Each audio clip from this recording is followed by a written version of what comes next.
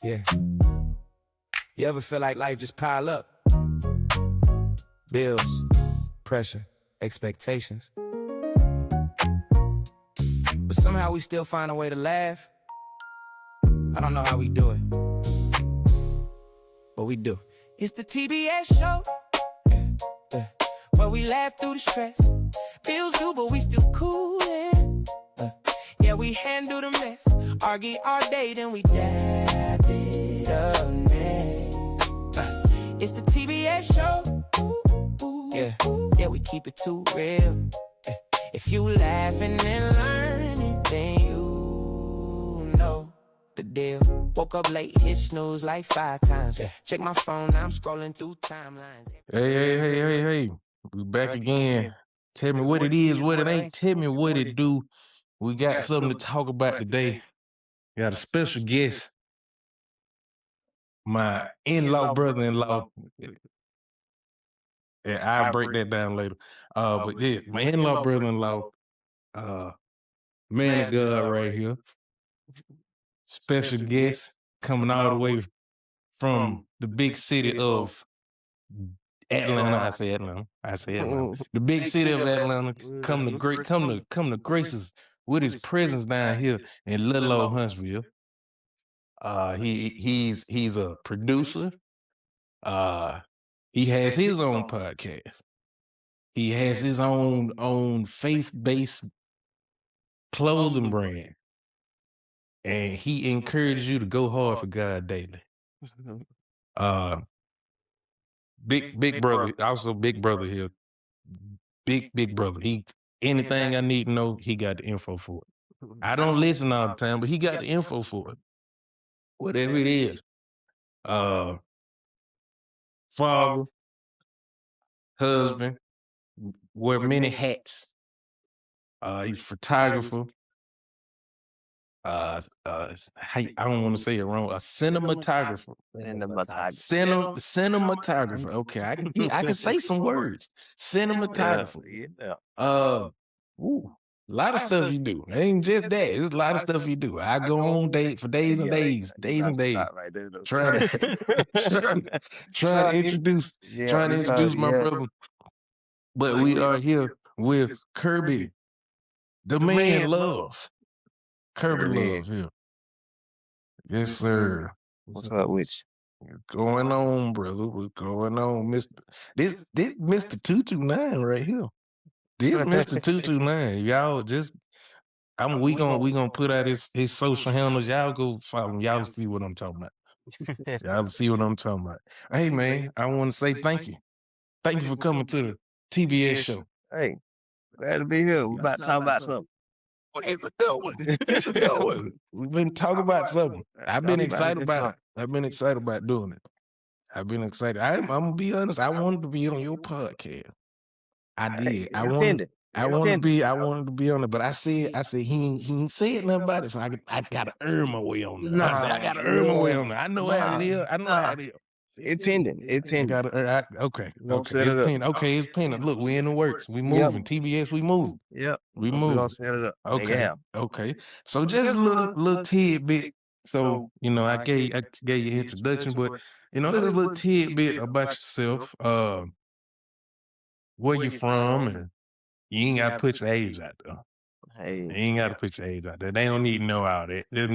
Just know black don't crack. Black don't crack, yeah. The crazy thing is, I don't get the point of not telling your age. That's a good. You know what? I don't get it either. But I think I'm a little bit different when it comes to seeing certain things in different perspectives. I don't understand why people don't want to tell their age. We ain't gonna dive into stuff now. We'll get into the intro, but I just want to say I ain't scared to tell my age. But we ain't gonna get deep right now. But some folks be scared to tell their age, like tell how old they are. Like why? Yeah.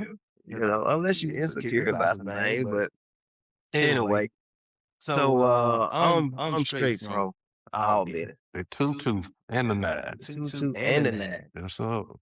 I'm talking about I'm from Beverly with 912. It was Ooh. 9-1-2. Ooh, See, I yeah. didn't know that. See, that's game. That's game. I didn't know that. See, It's history. I didn't know that. See, I was there when it was 9-1-2. It was 9-1-2. And then it changed to the 229. It was where 9-1-2 come from? Yeah, see, 9-1-2 was the area code. And Oh. when they changed it, when they redid the regions and all that other stuff. Okay, And so then we it was became 9-1-2. 229. Yeah, we was 9-1-2. So 229 ain't even old. 229 ain't even. Nah, It ain't been around that long. It been around long 229 enough. ain't, yeah, It ain't been around that long. yeah, Okay. yeah. 229 ain't the original. It was 9-1-2. 9-1-2. That sound like a South Carolina, North Carolina area code. But okay, we'll run with it. So 229. You from the 22 and the 9. Okay. 229. I went to high school, Yes, sir. grad, Okay. left there, Marine Corps vet, Yes, sir. and now here we are with all the stuff that you talked about, videos, cinematography, photographer, production, podcast, all that kind of stuff. We here, we in the now. Yes, sir. Yes, In the sir. now. Yes, sir. That's and honestly, that's I know I said a lot when I was introducing you, but it's amazing to see that you can have that many hats and still produce at a high level. Something that's something some people aspire to do, but they just don't. Like I just use myself for example. I aspire to have like that many hats and do as many things as possible because I know I can. But it's different for me mentally trying to do that because it's a lot of stuff I get bogged down with. And then my mind it can process, it can think of everything. And then when it's actually time to execute it, it's like it get foggy. And then all right, let me just do it one at a time. So I have to slowly add these hats on to myself. I can't just jump. As bad as I would like to just jump into all of it. It's not the way I'm built to handle it. Yeah. I say that. I think it's a thing. So now I don't go down the list of like when somebody say, well, Kirby, what do you do? I just tell them I'm a creative director because that's what I am. But my background is in all of the other things. And speaking to what you're talking about as a creative director, what we do, creative directors, we help organize thoughts. So that's kind of for creative people. They need someone who can organize their thoughts because you're gonna think a lot. Yeah. Like I can do this, I can do this, I can do this. Like we become so creative that we'll have a thought about a thing and start thinking about 3 other things to do that one thing. Yeah. And then once you like, man, okay, I can start a water bottle company. You know what I'm saying? Yes. Just throw something out there. And then you want to start a water bottle company, and then you like, shoot, I got 3 different ways I can package this water bottle. And then, so now we ain't even got the water yet. Yeah. We don't, yeah. Yeah, that's me. That's definitely me. We ain't even got the water yet. We don't know where the water gonna come from, how we gonna purify, how we gonna, but we already talking about, well, we got 3 ways to package it. You see what I'm saying? So you gotta be able to organize your thoughts. And that's kind of one of the things that I've kind of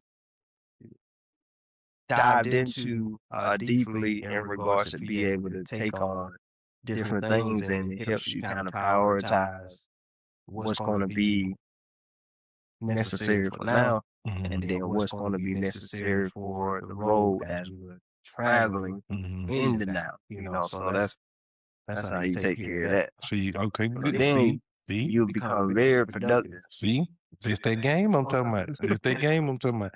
Because how he just broke that down is exactly how I operate. Because when I started this, when I was about to start this podcast, before I even figured out how I was finna record it or do any of that, I already had merch did. I was steps ahead. I already had merch did. I said, okay, cool. I know how I'm finna get it out, what platforms I'm finna put it on, but didn't know what I was gonna call it, how it was gonna start off, who I was gonna do it with. I didn't know any of those smaller details. Yeah.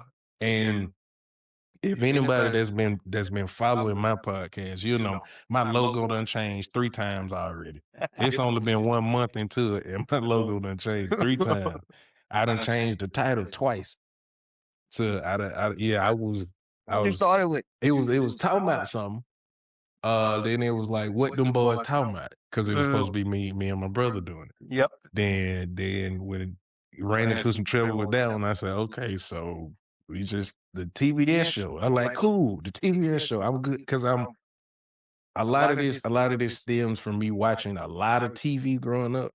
And so the networks like TBS, like TNT, like I got stuff you. like that. A lot of that played a lot of a big part of my life, even in how I look at life, because I don't look at it like everybody else. Sometimes I look at it like it's a episode off a TV show, like I'm in a TV show and I'm just going through it, and it's one of them episodes. It's a bad day on this Yeah. episode. Like that's sometimes it's how I think about it. And so this is where this come from. Is like, okay, I don't want to just have just a regular podcast. I want to have a network. Yeah. I want it to be not just the podcast. Cool. Okay, we start off there. Like this is all I thought of before I even got to this point. So we start off right there with the podcast, and then cool. Then we start throwing in skits. Okay, cool. Once the skits start going, we throw in miniseries. Now I'm recording miniseries almost like a TV show. Then once that progresses and I get better with the recording and all that, then it'll move to small films, short films, maybe about 10, 12, 10, 15 minutes long. And then if it progresses from there, hopefully by that time, I feel like I'll be picked up by somebody. Some network will be like, oh, okay, well, he's got all this stuff that he's been working on. Let's put him on the show, or let's give him a show. You get what? Like he really talking about something. Mm-hmm. Like, hey, he really is talking about You something. know what I'm saying? So Let's get him. Let's put him up. Let's build him up and let's go from there. Because I got $1 million. I got $1 trillion idea.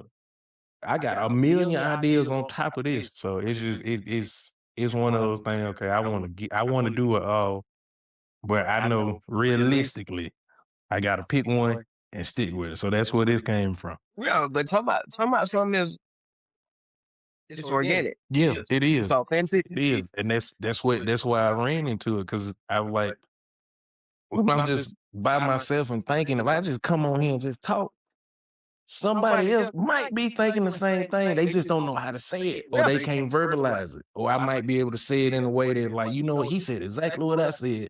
So I wanted to be one of those very influential podcast to, or not even just whatever it is that's attached to this. Yeah, One of those influential things, like, you know what, he said something I never thought I would hear anybody else say, or he's saying something to a person that needs to hear it, and I don't know how to say it, but I can play this for him, and he's saying exactly what I need to say.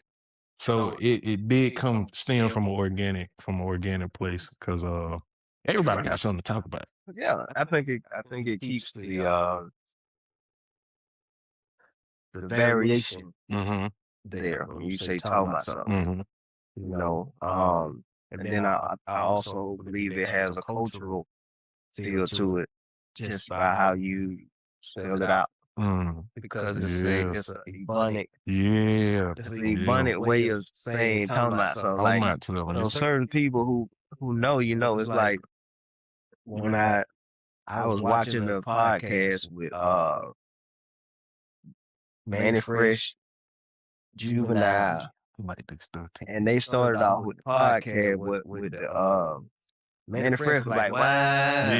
Yeah. So that was a guy who had a restaurant that I did some I shot some video stuff for him and his wife on the restaurant it was called Bourbon Street Cafe. Okay. But it's in Marietta. Okay. And when I did the video, well, on one of his videos on social media, he was like, what? He from Louisiana. Louisiana, yeah. So when I heard him say it first, I was like, why are you doing that? I said, why are you doing that?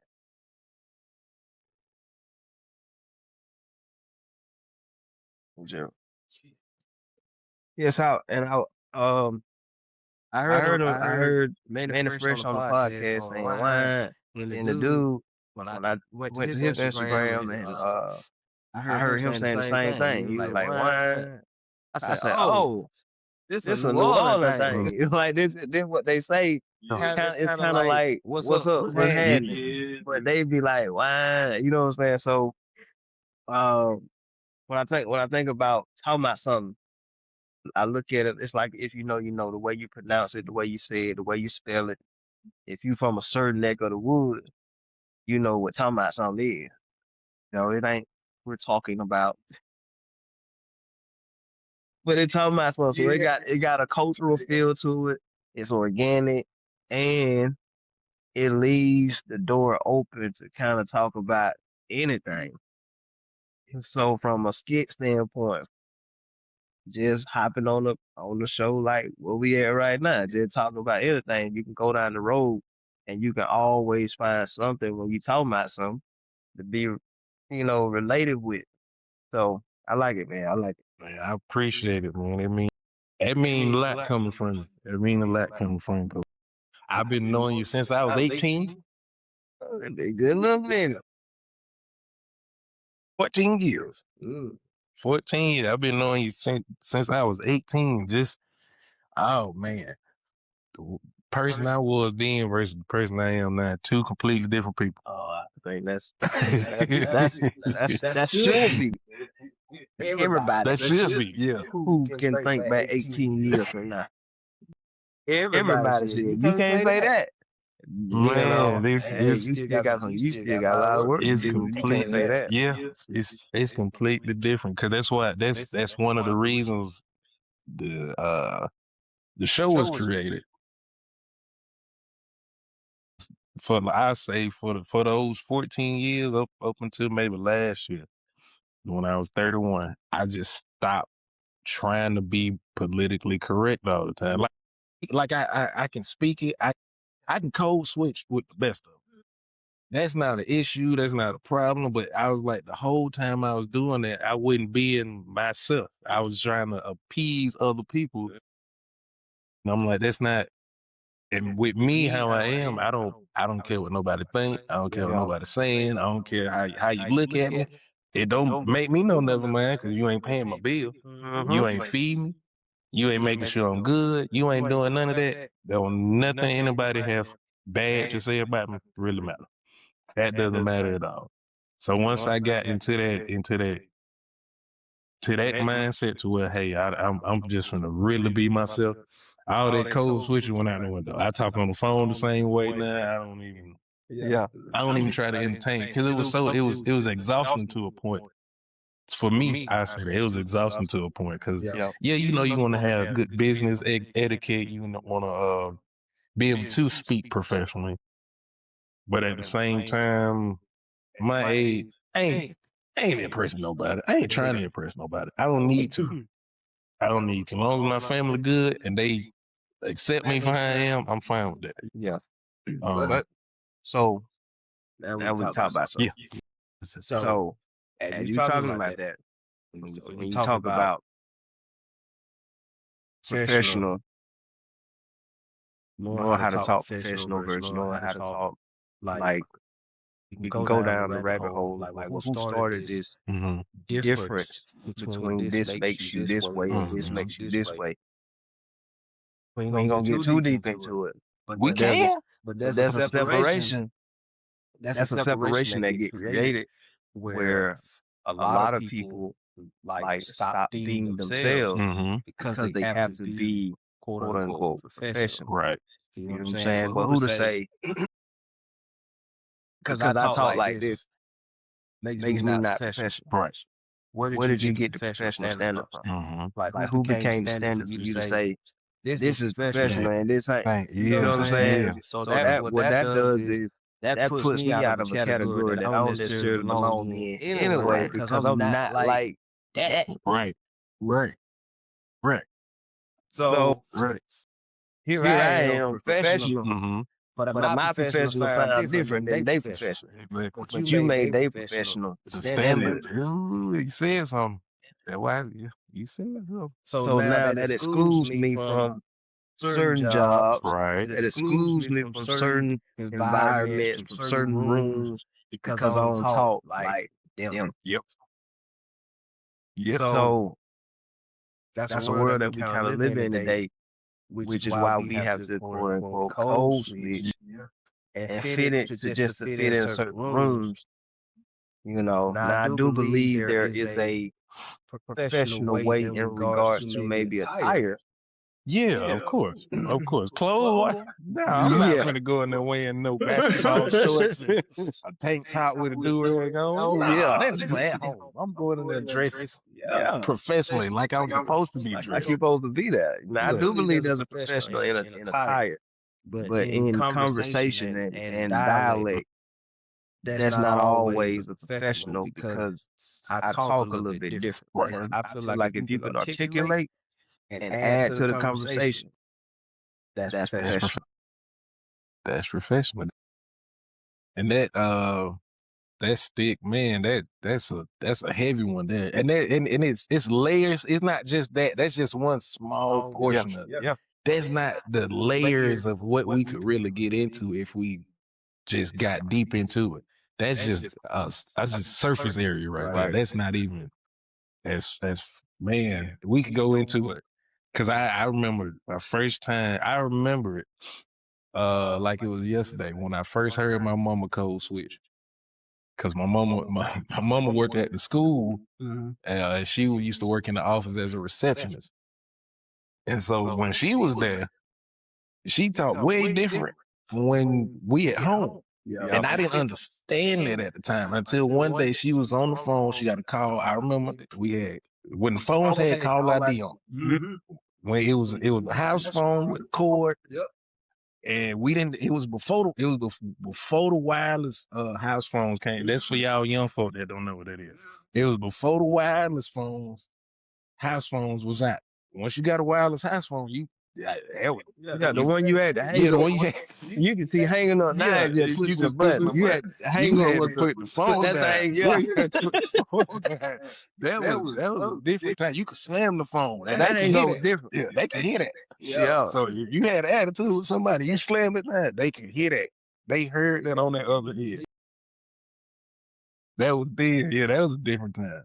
But I remember my mama talking on the phone.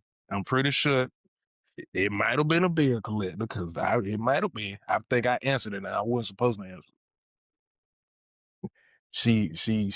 That's what it was. I answered it. I wasn't supposed to answer it, but I just heard a ring and I picked it up. And I said, "Mom, they calling for you." And she said, "Why you told them that?" She talked to me just like how I'm talking about. Why you told? Why you told them I'm here? She got, yes, yeah, this is her. Can I take a message? I'm like, "Mama, you don't talk like that." I said that out loud to her, and the look she gave me when I said it, because you could then on the phone you could hear if somebody else was talking in the background. And I said that out loud. I said, "Mama, you don't talk like that. Why you talk like that?" And the look I got, I never asked that question again. I figured it out and I learned how to code switch myself. But that was the first time I heard it. That was the first time I heard it then, and that was a very big shock for me. So I used to always think, so I have to talk like this when I'm on the phone or speaking to somebody who's in a certain position. Like that was taught to me at an early age then. So I can say probably from then on I started doing it from hearing her doing it. And I was like, oh, okay, that's easy. She just changed her voice and speaks correctly. She pronounces all her E's and her R's. I said, okay, that's easy to do. Yeah. So but again, like, so you just said she speaks correctly. Yeah. You know what I'm saying? Like it's Yeah. But I think it really is just like accents. It is. I don't think like we understand that English has a way that they speak. People who try to speak English, they articulate it the best way they can. Right. So because we speak English, we don't say it incorrectly. If you miss a word, yeah, we miss. But you go somewhere else, they may not add certain words in between certain things to speak how they speak. You know, there's similarities. But like I said, man, we put certain things in a box when it comes to communication. when it comes to quote unquote being professional, when it comes to certain things. Like I said, there is a rule, I guess, from a professional standpoint in regards to attire, in regards to carrying yourself, acting, behavior-wise, stuff like that. When it comes to speaking, we all come from different backgrounds, different places, so we ain't gonna talk the same way somebody else talk, and sound the same way this person sounds. So that because I sound different, that don't make me not professional and or professional. That's true.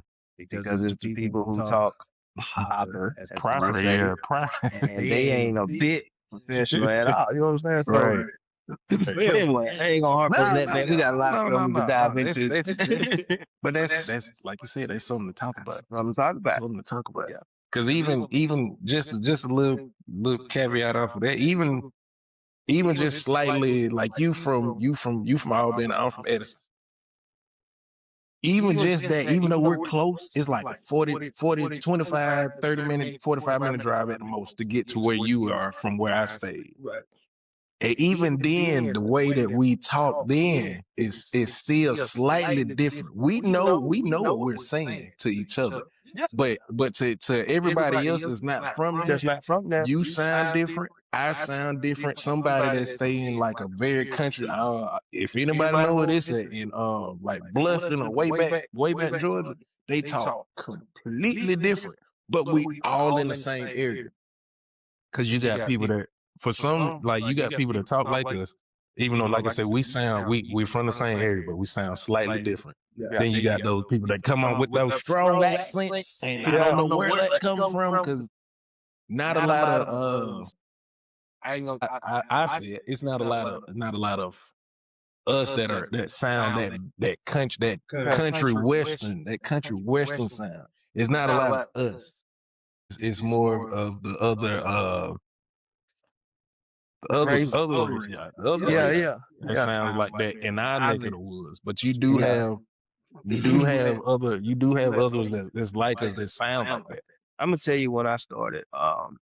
When I started paying attention to how I talk, because at first, when you growing up, you typically gonna grow up just talking the way everybody talking around. Right. So now obviously my accent it ain't as strong as it was. But when people from like New York or anybody, all of my buddies from different places in different states, they know they're like, boy, you know, boy, you so country, you know. They can tell that I got a certain slang and how I talk. Now, it ain't as strong as it used to be when I was growing up, but I started paying attention to how I talked when I went to Arkansas as a kid. Okay. We used to go. My dad's from Arkansas, and he would take us to family reunions. We went to the family reunion one year, and one of the cousins, we just playing. We just playing, and I said, "Give it back."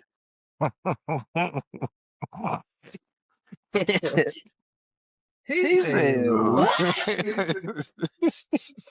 "Give bite." He said, "Bite."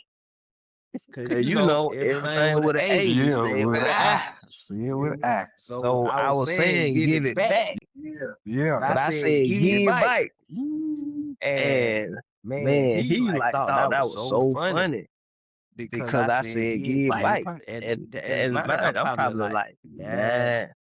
Right. But that's when I started listening to how I talk. You know what I'm saying? And you could say, I won't say it caused like an insecurity, but you can say that's when I kind of start making it a thing where like, oh, that's not correct. Yeah. But it was correct. It was. Yeah. From my culture, Right. from my environment. We can talk all day long. Say, what's up, why give you bite? You know what I'm saying? Well, yeah, we understand each other. We talking, and it's English. It's our English. It's our language. And when we write, we spell it the right. Exactly. When we write, we put BACK. You know what I'm saying? We put GIV, space, IT. BACK. Yeah. But when we say But it, when we talking, we cut half of that off. yeah, it's different. You That's know what I'm it. saying? We But don't- that's when I started kind of listening to what I say, and I honestly will start changing some of the like when I would say bites, I start changing it to that Yeah. because Yeah. somebody thought it was funny Right. that I talked that way, and then I started paying more attention to it. So it changed a little bit of how I spoke. You know, It is. It is. So I know, and we gonna talk about other stuff. I just got to say this part. I know when I moved up here to Huntsville, I wasn't talking like how I'm talking about. I was talking politically correct. And so when I would go to work, I used to work at a not even in a warehouse. It was I can't even think, a factory where we made air conditioning. And it's a lot of the other race in there that I used to work around, and I would talk to them, and they just are all out country, like all out country. When I tell you, not our country, not South Georgia country, but country, very country. They were, hey man, Alabama. You see Alabama? That Tide, man. Woo, I love that. Like that's literally how they talk. And I wasn't talking that way. I was talking properly. And I was telling them where I was from. And they were like, you don't sound like you from Georgia. I'm like, I don't even realize, I'm not even realizing what they're saying. I'm like, I'm pretty sure I do. But then again, I caught myself like, nah, I've been speaking like this for way too long. I don't sound like I'm from down there anymore. I sound like I'm from somewhere, like I've been living in like Atlanta or somewhere up north for a long time. Now, I'm not even from there. Once they said that, I instantly caught myself, and I came to a realization. I'm like, yeah, I've been playing that role for too long.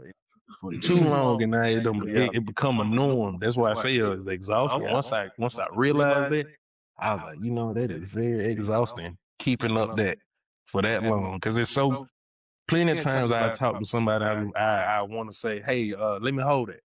Or hey, let me, hey, just playing and joking like how we talk. Hey man, let me hold something. I know you got it. Plenty of times I would want to say something like that, and I just bite my tongue, but like, hey, thank you.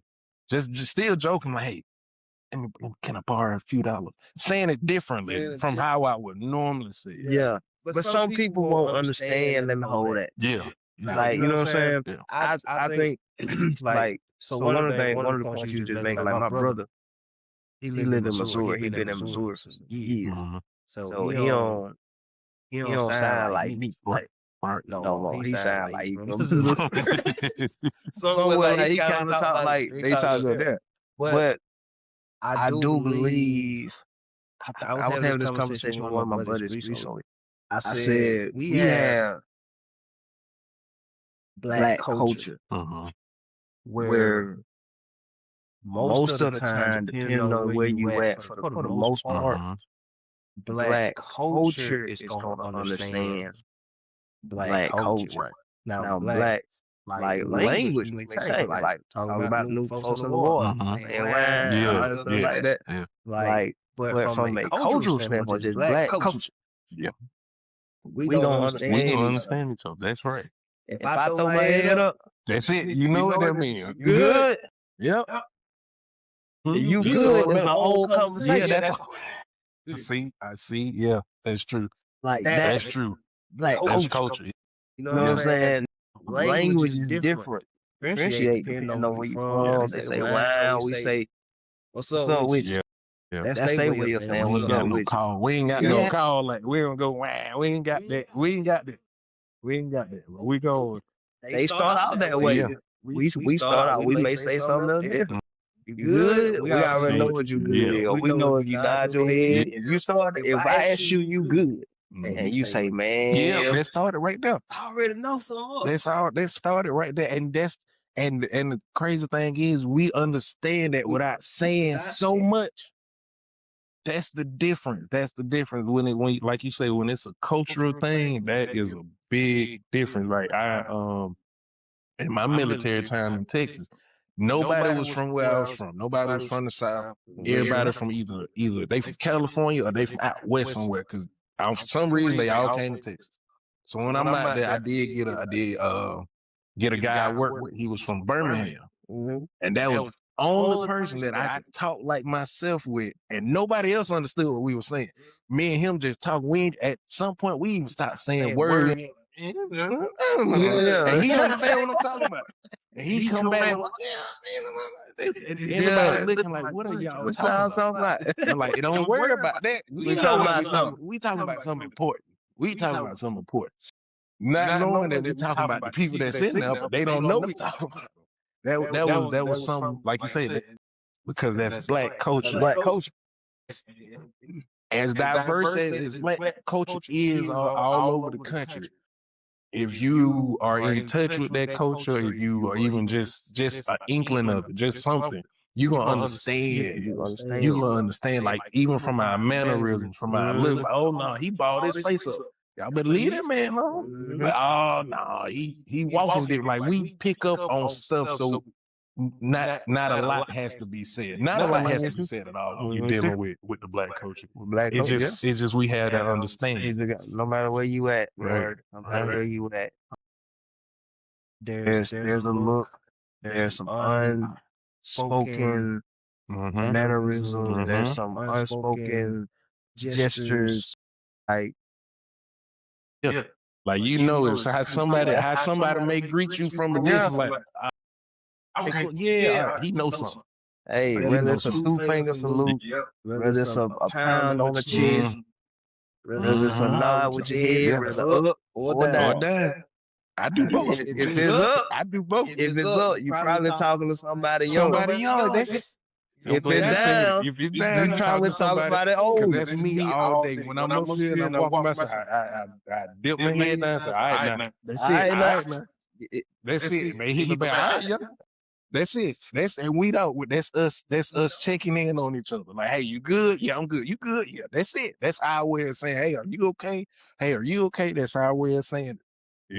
Especially if it's an older person, because they got so many different things and ways they do stuff. If you've been around it, because I love older people. I always been around older people. That's how I really learn how to maneuver through, even though they ain't really say much. Just watching them and how they did stuff and picking that up. That's kind of how I learned how to maneuver through life coming up. But that was, if you meet an older gentleman and he not dip his head now, just hit him back with an all right now. He'll know what you're talking about. All he gonna say, hey, all right. He ain't gonna say hey, he gonna say, all right. Yeah. But that's black culture, man. Black culture. And that's it. That's it. I love it. And you know what? I don't think too many people realize, like, I know, not just dealing with music, not just dealing with sports, not just dealing with the same, the same stuff our culture is known for. We have so much influence on just the world, period. Not even just America. People from all over, they love the way Southerners talk. For some reason, I have no idea why. And then they love how we do. They love how we do stuff so much they emulate it. They copy it. They want to do it. They try to do it as best as they can. It's not the same because it's not organic. Because if you ain't got it, you ain't got it. You can't pull it out. You can make it look like it, but if you ain't got it, you ain't got it. Yeah. But as much as not even, I'm just saying up. Just put our little area on the map. The 229 is like responsible for a lot of big name people that you might know, or you might not realize that have had an influence on music, movies, all this type of stuff. Like nobody knows, like what Otis Redding from Dawson, Ronald Isley. He wasn't born here. He wasn't born in Albany. His mama was, and he was raised in Albany until they moved. All him and all his brothers was raised in Albany until they moved. Mary Jo Payton, the lady off of family, the mama off of Family Member, got dealings with the 229, man. The list goes on. It's so many people that has ties to our neck of the woods that don't nobody know. Don't nobody know. Like it extends so far. Like everybody, even if you go back and look at some of the biggest actors, artists, if you ask them where they from or where their family really from, they'll tell you, "Oh yeah, we from a small town in Georgia. Yeah. Oh, we from a small town somewhere down south Alabama that ain't too far from where we from." And it's all like Terry Crews, grandma is from his family is actually from Edison, born and raised in Edison. They moved to Flint, Michigan before he was born. And then, cause I ended up reading his book. I didn't know that. I read his book, and his grandma still lives. And I know the lady. I didn't know that was his grandma at all. I know because he come and visit, but I'm just saying, oh, okay, well, it's somebody he know. They might just be somebody he calls his grandma. But it's actually his actual grandma still lives in Edison in a small little house, and she will not move. She won't move. She ain't gonna move. Nah, they ain't leaving. No matter how much money he got, how many times he try to come get her, she's stuck down there. She do not want to go nowhere because the house paid off and it's her. She ain't trying to leave. But yeah, the South has so much influence on the entire world that nobody even knows about. So we can talk about that too. That's deep. That's deep too. But we gonna keep it light because I got some questions I do want to ask you. I got some questions I want to ask you.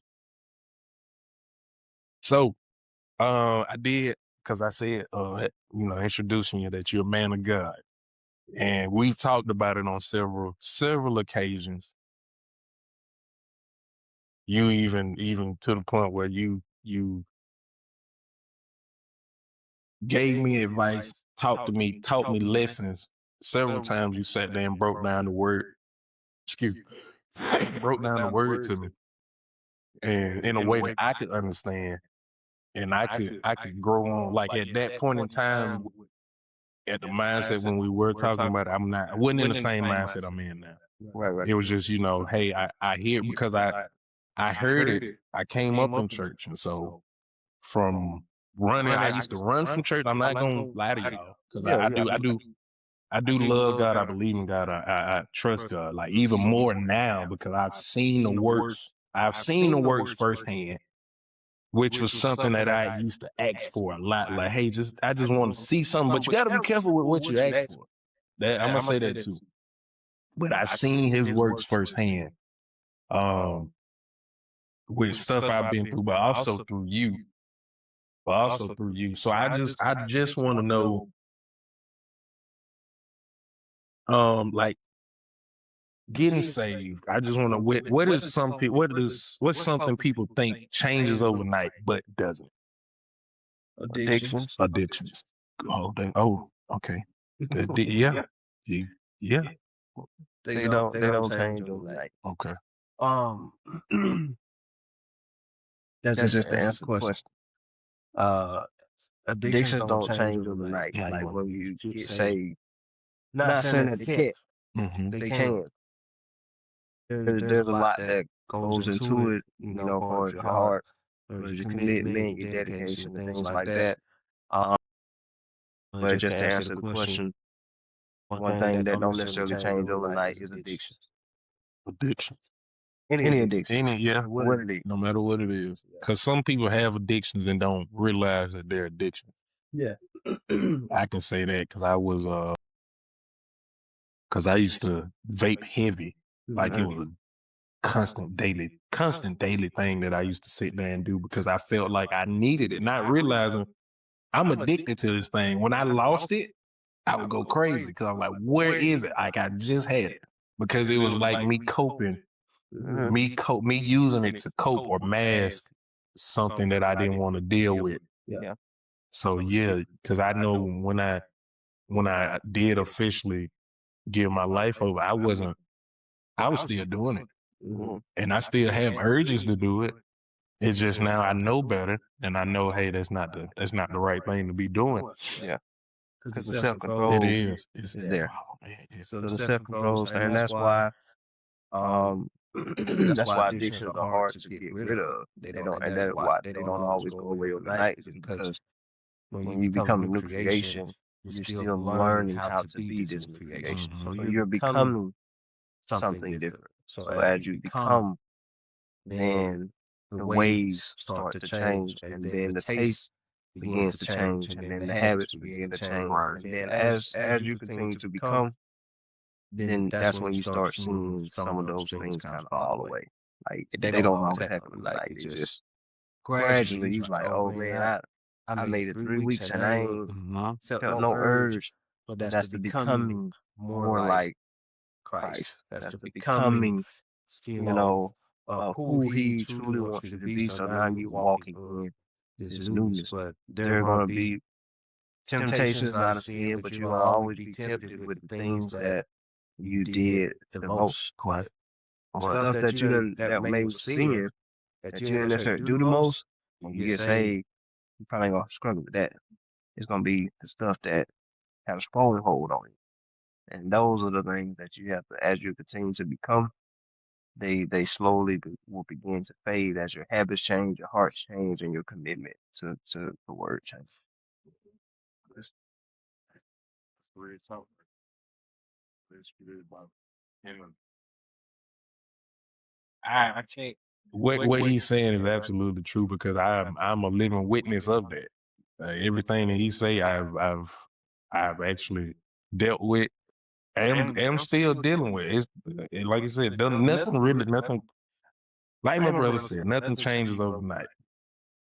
It can, like you said, some things you just automatically fall off because it's something you weren't really dealing with anyway. It was there, it was present, but it wasn't. It didn't have a hold on you. It was just. Yeah. It was just making what did have a hold on you seem like it was right. I say that. Yeah.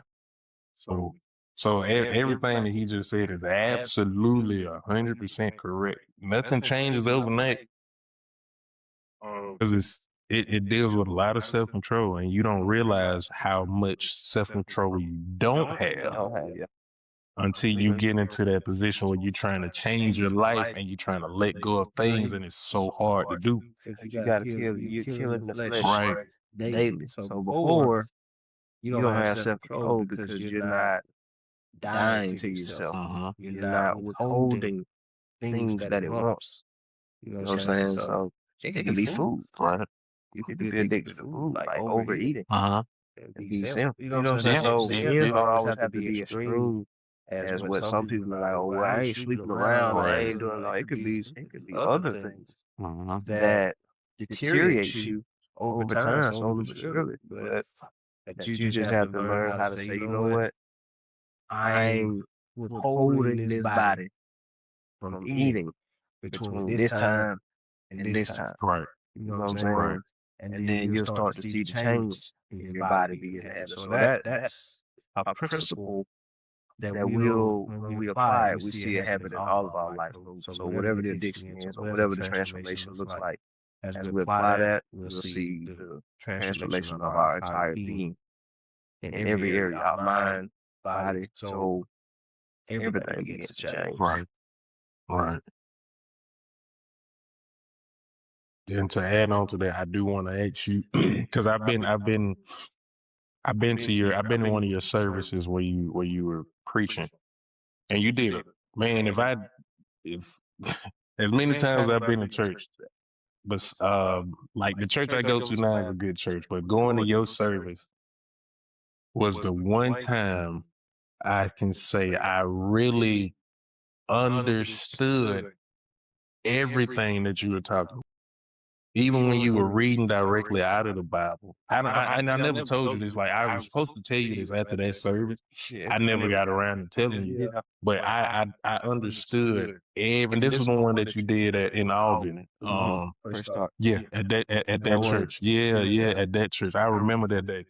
I've never heard or understood the word as clearly as I did that day. Never before. Like, it's been times where I've like, it's some things, it might have been one or two things that might have stood out in the service, but the entire service from start to end, I understood all of it. I understood, and with me understanding it, I was able to finally actually let go and stop being so about me and listening for God and listening to what it was that he was calling me to do.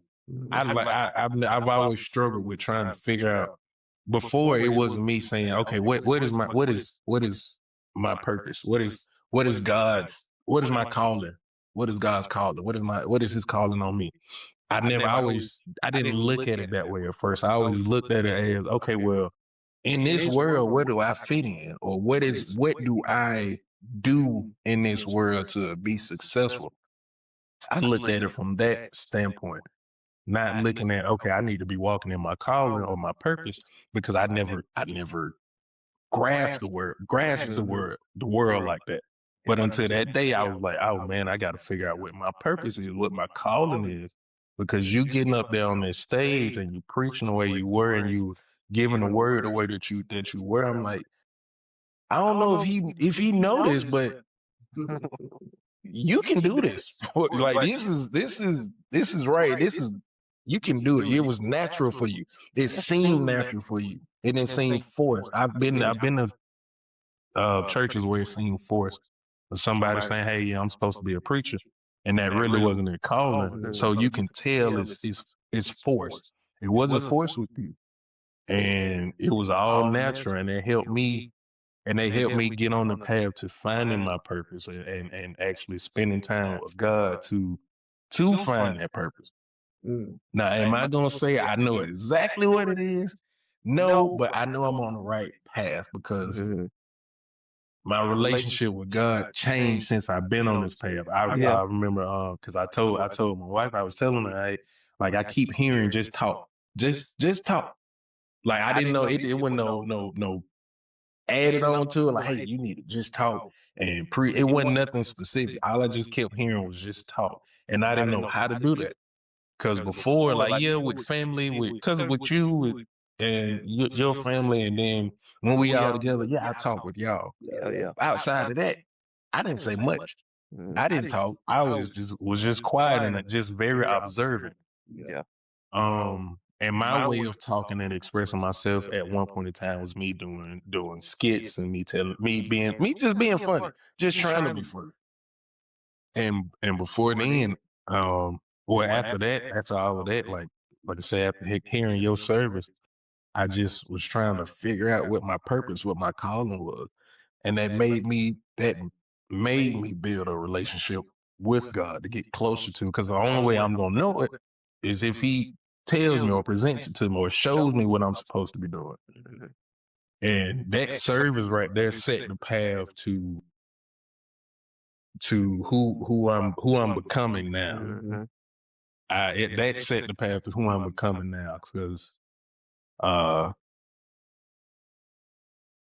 before I was a heavy cursor. I still, every now and then, it might come. It ain't as bad as it was before. Not as bad, because it was like every other word I had something to say. But now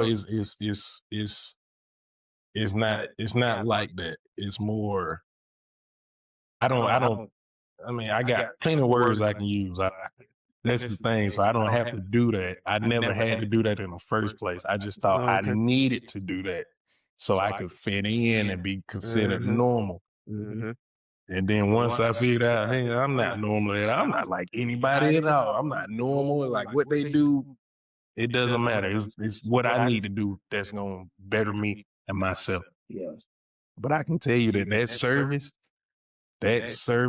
was really an eye opener for me. Praise God, man.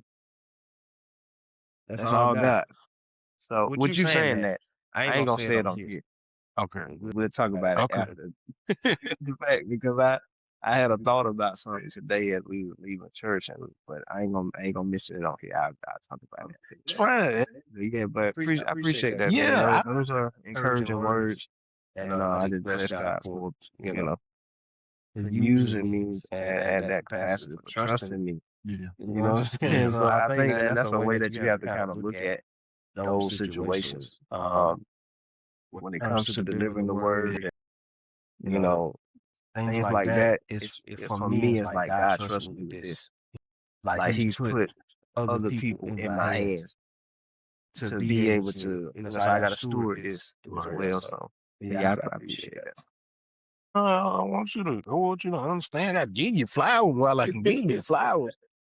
And that's what we don't do. That's what I say we don't do enough even as a culture. We don't like, hey, you see the next man doing good. If you not hating on him, you not saying nothing good about him. So that's one thing I wanna definitely attack on here because we don't give we don't give our culture a chance to be great because we always hindering our culture because we don't want to see you be the man. We want to be the man. Mhm. Um, And then when you demand, you don't want to have right. in the hand. Once you get to that point, now it's like, hey, I'm the man now. I ain't gotta help you at all. Yeah. Find your way like I had to find my way. And this all stems from nobody wants to be outdone with nobody. Yeah. So however it is now, you don't do it. You don't do it. Like you like I say, you give great advice. You all if something I need to know or I don't know and you are expert on, which you're expert on a lot of stuff, I can come to you and ask you. But a lot of our culture does not do that. Especially like I say, give flowers. Just walking around here around the neighborhood. I actually ran into a black civil engineer. I never met a black civil. I've met so many engineers in different fields, but I never met a black engineer until when was that? Last week.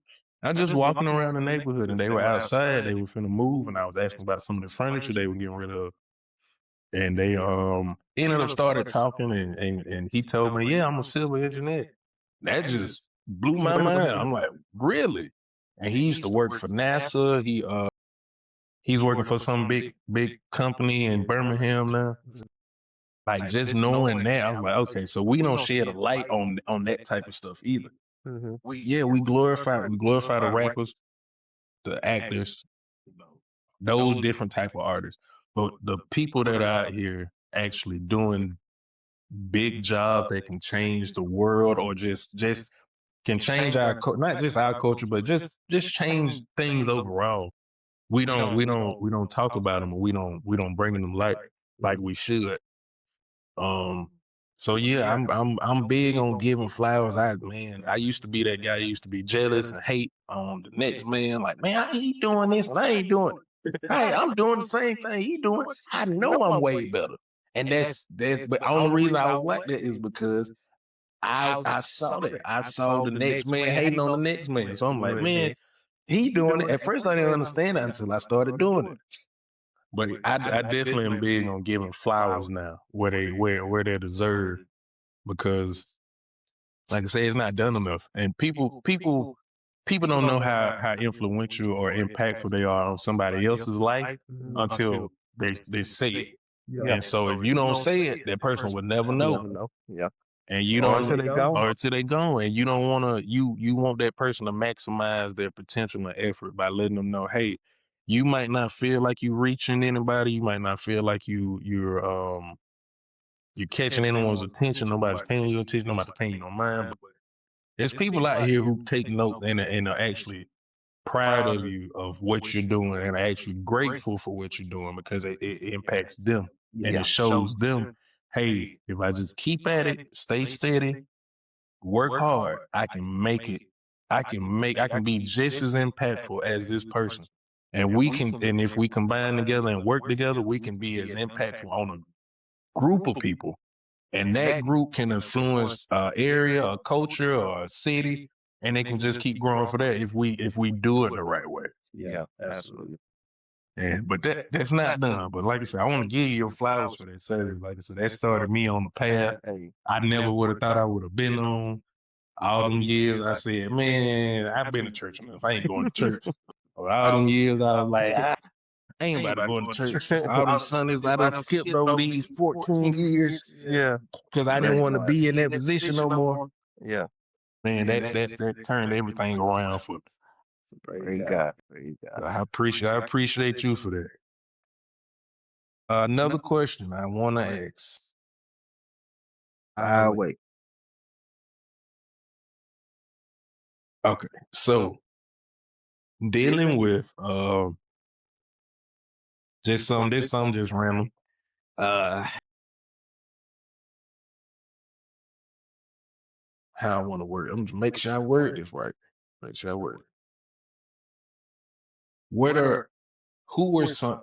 Yeah, okay, it's simple. Who were some of the people that influenced you or had an impact on your life in a good? At any point in life, Any point in life, it was recent, years ago, or something you remember happening that.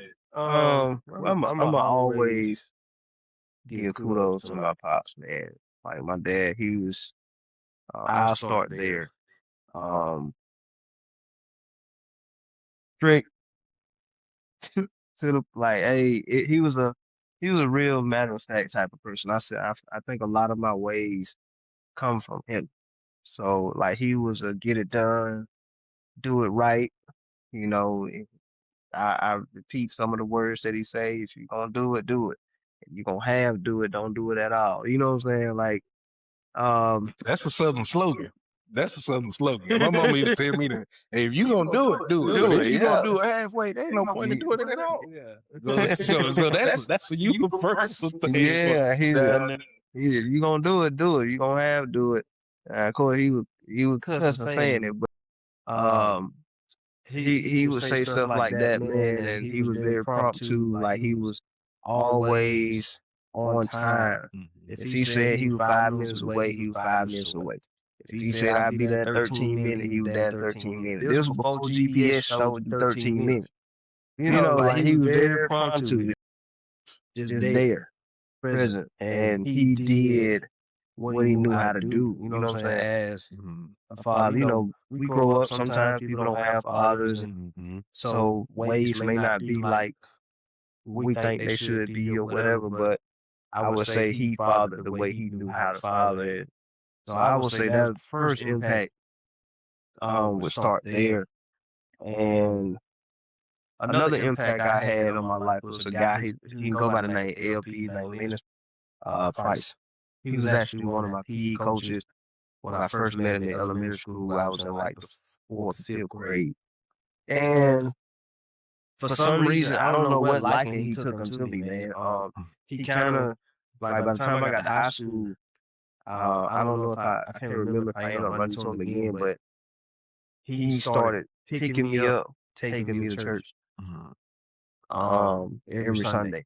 He would pick me up, take me to church, and take me to his house, eat dinner with his family, bring me back home, like all that stuff. Even when I went on my first deployment, I went to the military on my first deployment. Him and his wife, they got on the phone, prayed together. Like, so he had a influence just kind of keeping me introduced to church.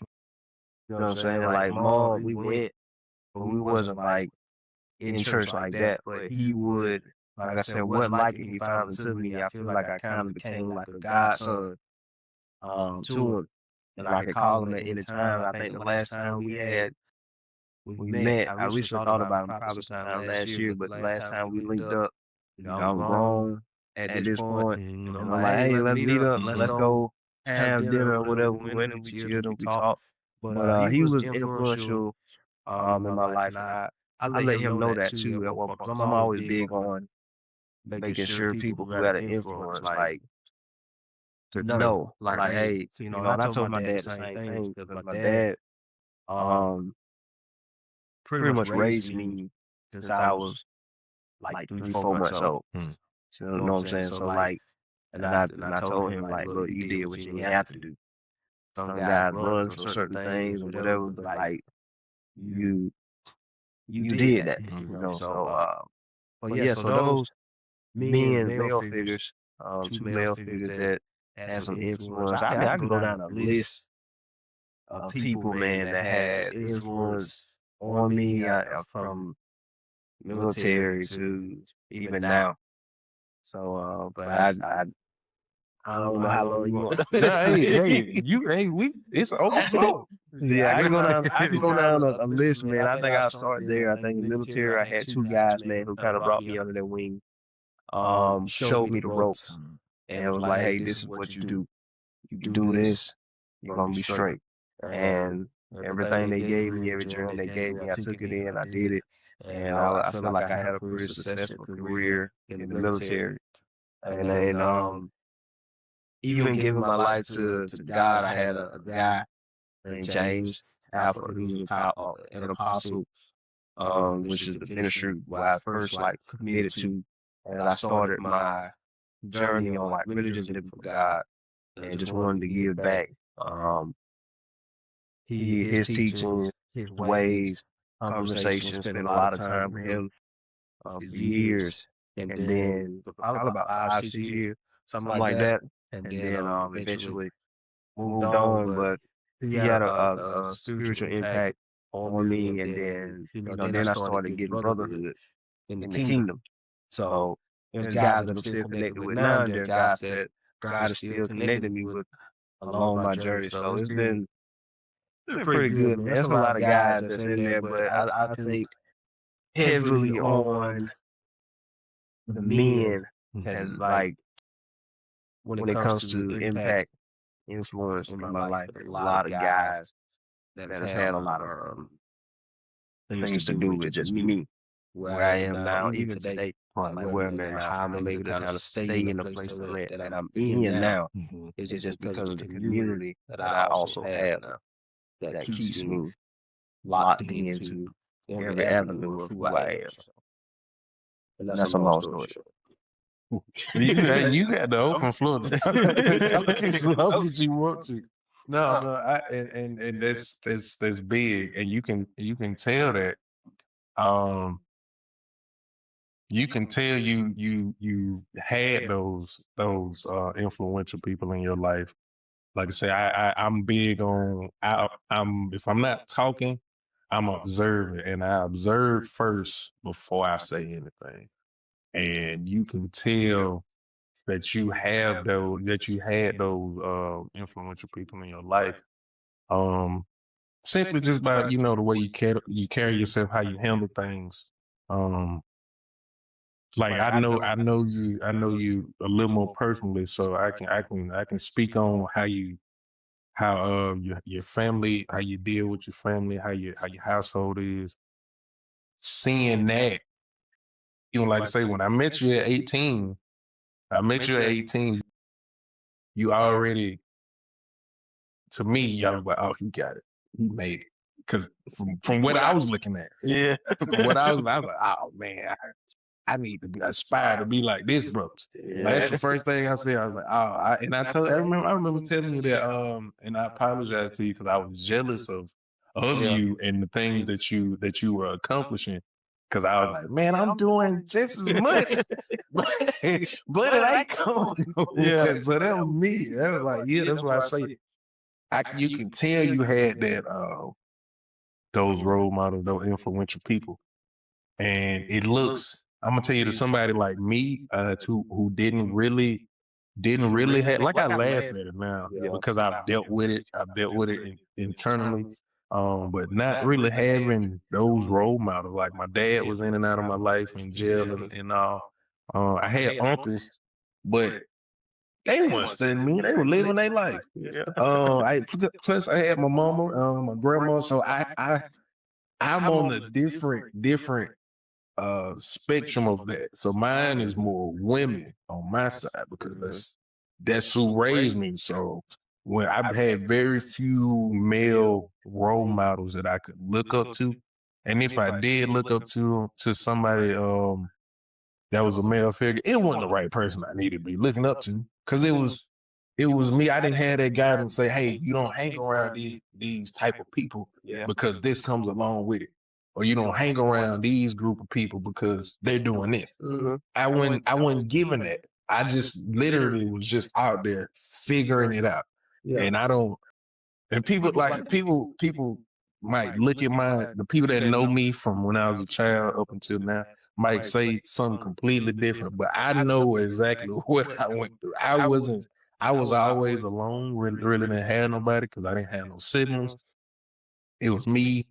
If I went with my mom or with my grandma, until like my mom got married. Then I had a male figure in my life with my stepdad, but it was different then because by this time he came around. I'm going into the 6th grade. I'm like a preteen, so I'm like, hey, whatever you talking about, I ain't worried about it. I done figured all this out up until now. I'm gonna figure out the rest of it. And he tried to be a good role, and he was. I just didn't. I didn't want to hear it. I was already thought I knew everything. I say that I already thought I knew everything at a young age with all the stuff that I had been through. So I can see. That's why I say I see that with me. Even with me, when I struggled with knowing if I used to question whether I was actually a man or not. I didn't know. Like nobody say, hey, you a man. All I knew was, hey, you a man. You gonna pay the bills, take care of the family. Something go wrong in the house, you fix it. Like that was just it was just cut and dry. I had those few rules that I went by, and that was it. Not knowing there's a whole emotional aspect to it. Yeah. It's a whole spiritual aspect. It's a whole just being being a father. I didn't know. Like, of course, hey, I'm gonna be there because I didn't have anybody there for me. So anytime that part came, that was no issue at all. Just being a present father wasn't an issue because I knew I was gonna do that. I made sure that was a part of something that I was gonna do in life because I felt like I didn't have it. And a lot of times, like I said, I questioned whether I was really a man or not because I didn't know. Yeah. I just didn't know. Nobody gave me the game. Like I said, I had uncles. I did. My dad, whenever we talked, when he was in and out. So, I mean, it was just like, what am I supposed to be doing? Yeah. With like, how do I maneuver through life as a man? Not know. Cause I wasn't taught how to talk to a man. I wasn't taught, hey, you shake a man's hand firmly. Like it was me learning this stuff as time went on.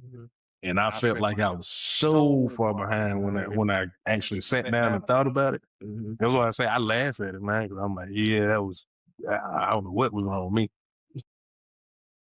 I laugh at it now, but man, yeah, it's a, I can see that. I can see that from you, how you carry yourself and how you maneuver. So I definitely see that influence that you had. But I do also want to know, was there anything that was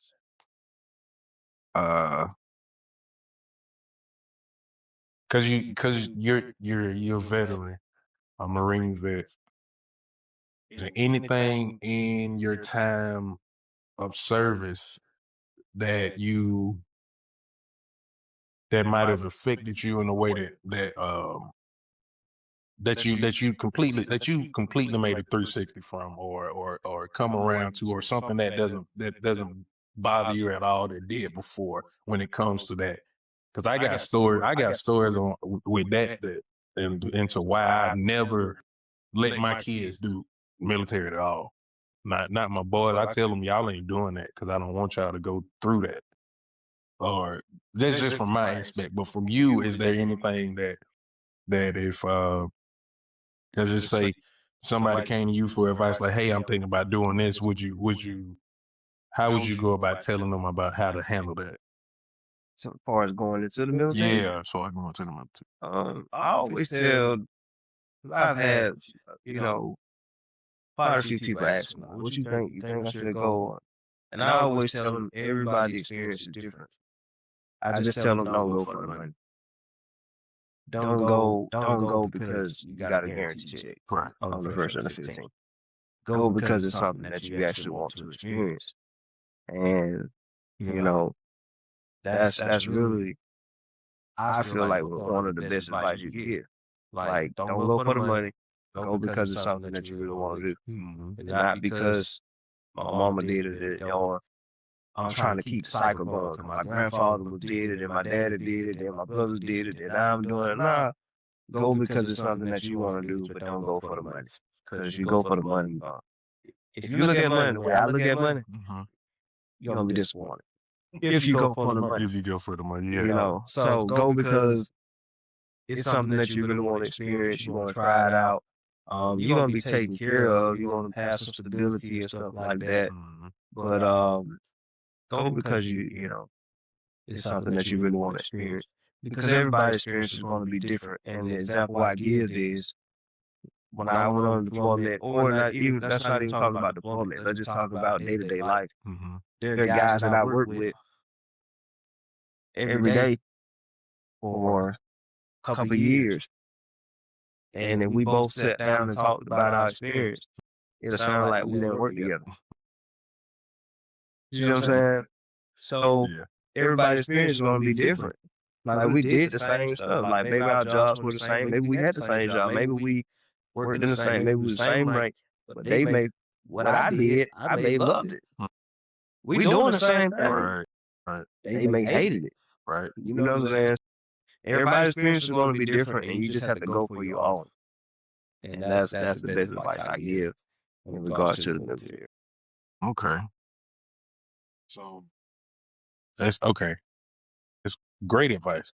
Like I say, you give good advice, you give great advice. Cause I'm telling people the complete opposite. It's like, hey, what you think I should do? Don't do it.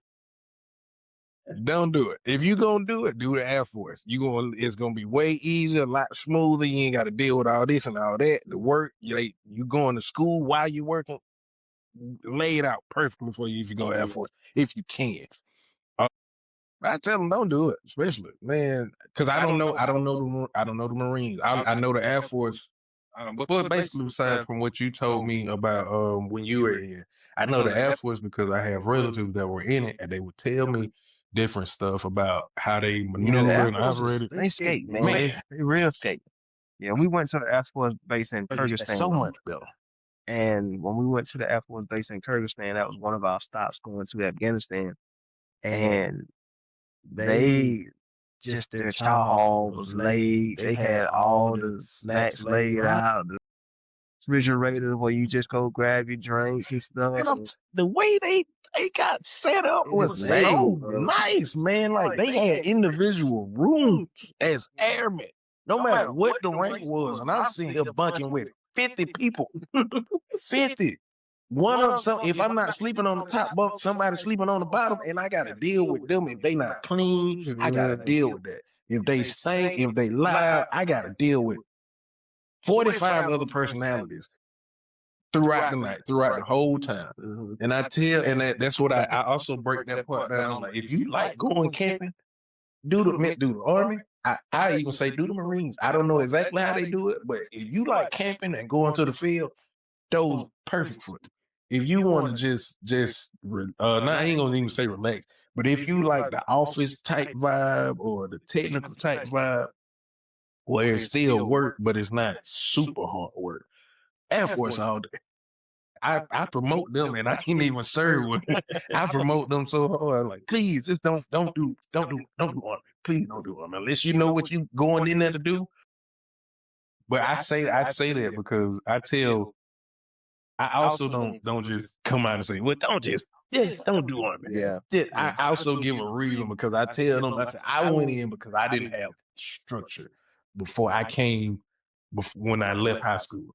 I was able, like I said, I had my stepdaddy and all, but I still was kind of doing whatever I wanted to do.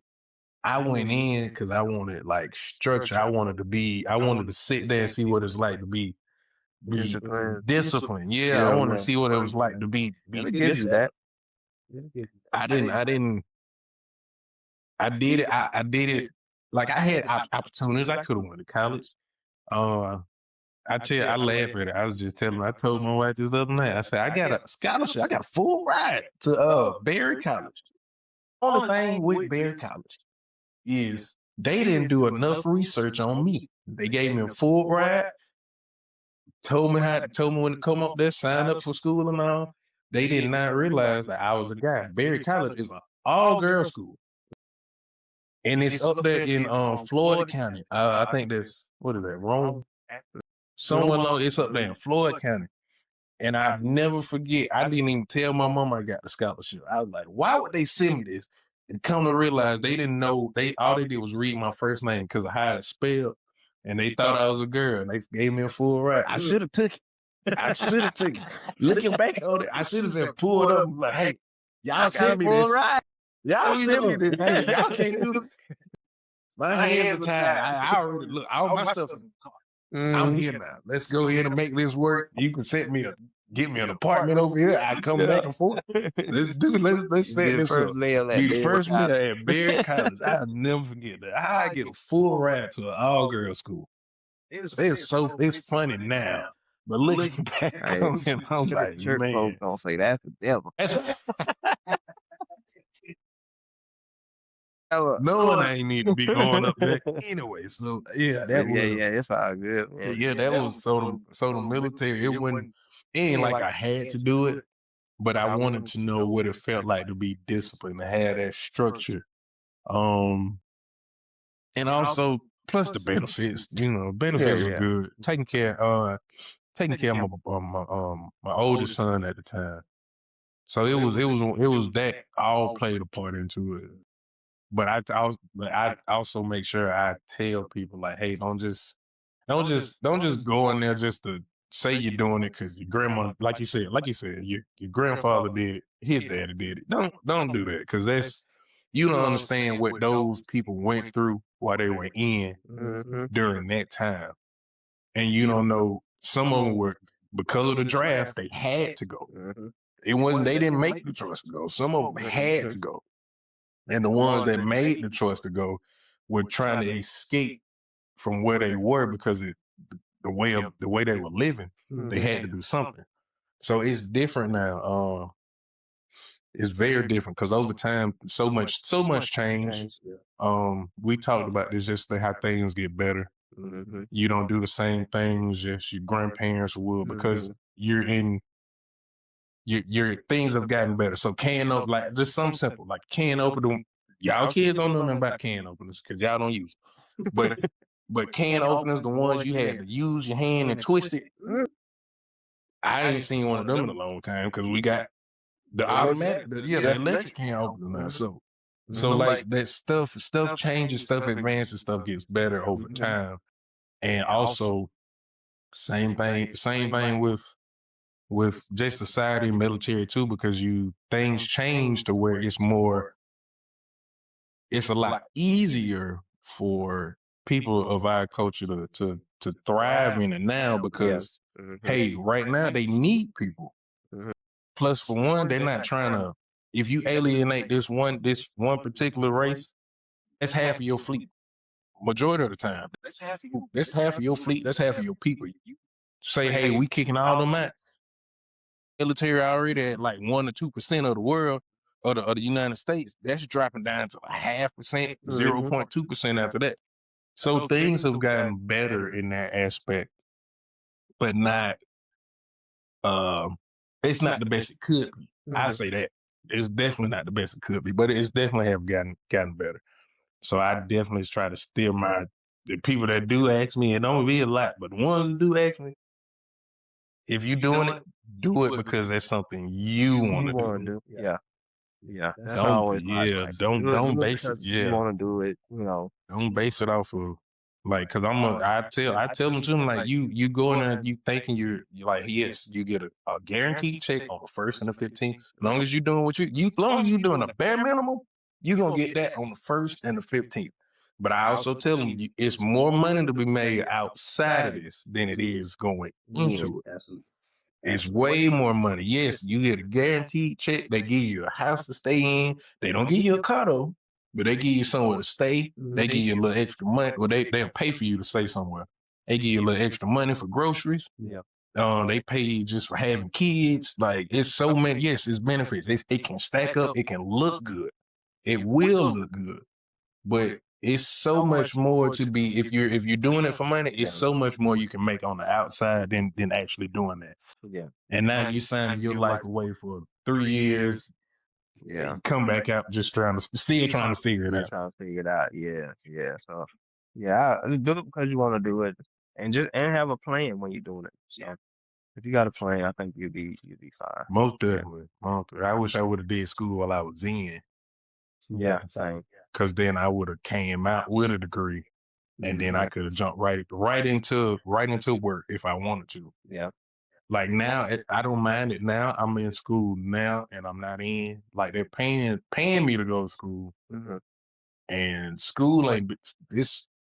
This is the first time school ain't been boring. The reason I didn't, I'm gonna tell, it's not that I can't do school. It's not that I don't have the brain or the knowledge, or I can't learn what I need to learn from school. School was just boring. It wasn't a challenge.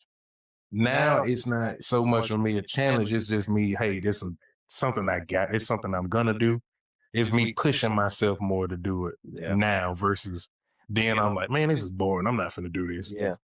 That's what it was. School was always boring. It wasn't enough of a challenge to me for me to be like, this easy. Nah, it's too easy. That what it was for me. It was too easy. Like this stuff I already know. I'm just going over it with y'all and filling out these tests and doing this. Like for what? Yeah. I got the knowledge of it, but I don't have that little piece of paper that says I am certified qualified, qualified for this. That's the only thing that's keeping that stop me. Yeah. Well, yeah, outside of that, it's been an experience. So I'm not gonna hold you too much longer. It's been a while now, so I do have a few more. You got some questions? I got a few more questions. So growing up, what was one of those? Everybody, not everybody, but most of the people in the South has a crazy relative that they know or that they have been around that left a mark on them. Like I have several, like I said, I didn't have that many role models. I was around people a lot, around a lot of older people, and they always did some crazy. They always did some crazy or said something crazy. So do you have like one of those stories from like a relative or anybody that's like, you know what? That's why they call him. Like that's why they call him. That's why they talk about him. Not off top. I don't really have like a relative that was just like, I would say crazy funny or, like the way I grew up, like when I was young, most of my cousins, like all of us, we were just together. So we didn't necessarily have like somebody who was just crazy funny. We all were just bad. We all just doing stuff. That's what they call it. It's like it ain't a particular thing you doing. You just doing stuff. Like all of us were just doing stuff. So I don't think I really had like no one person. I did have an uncle who would do some stuff that I didn't feel like he should have been doing. Like, and for what he would do, his name was Uncle James. My Uncle James, what he would do is he would pick me up above his head, both arms extended. You know how the wrestlers have got both arms extended, and then he would just drop me. Don't make no sense, right? Yeah. He just do stuff. No, he just dropped you on the ground. But he was the one that I always wanted to be rough and tough, which and stuff like that. Yeah, he would do stuff like that.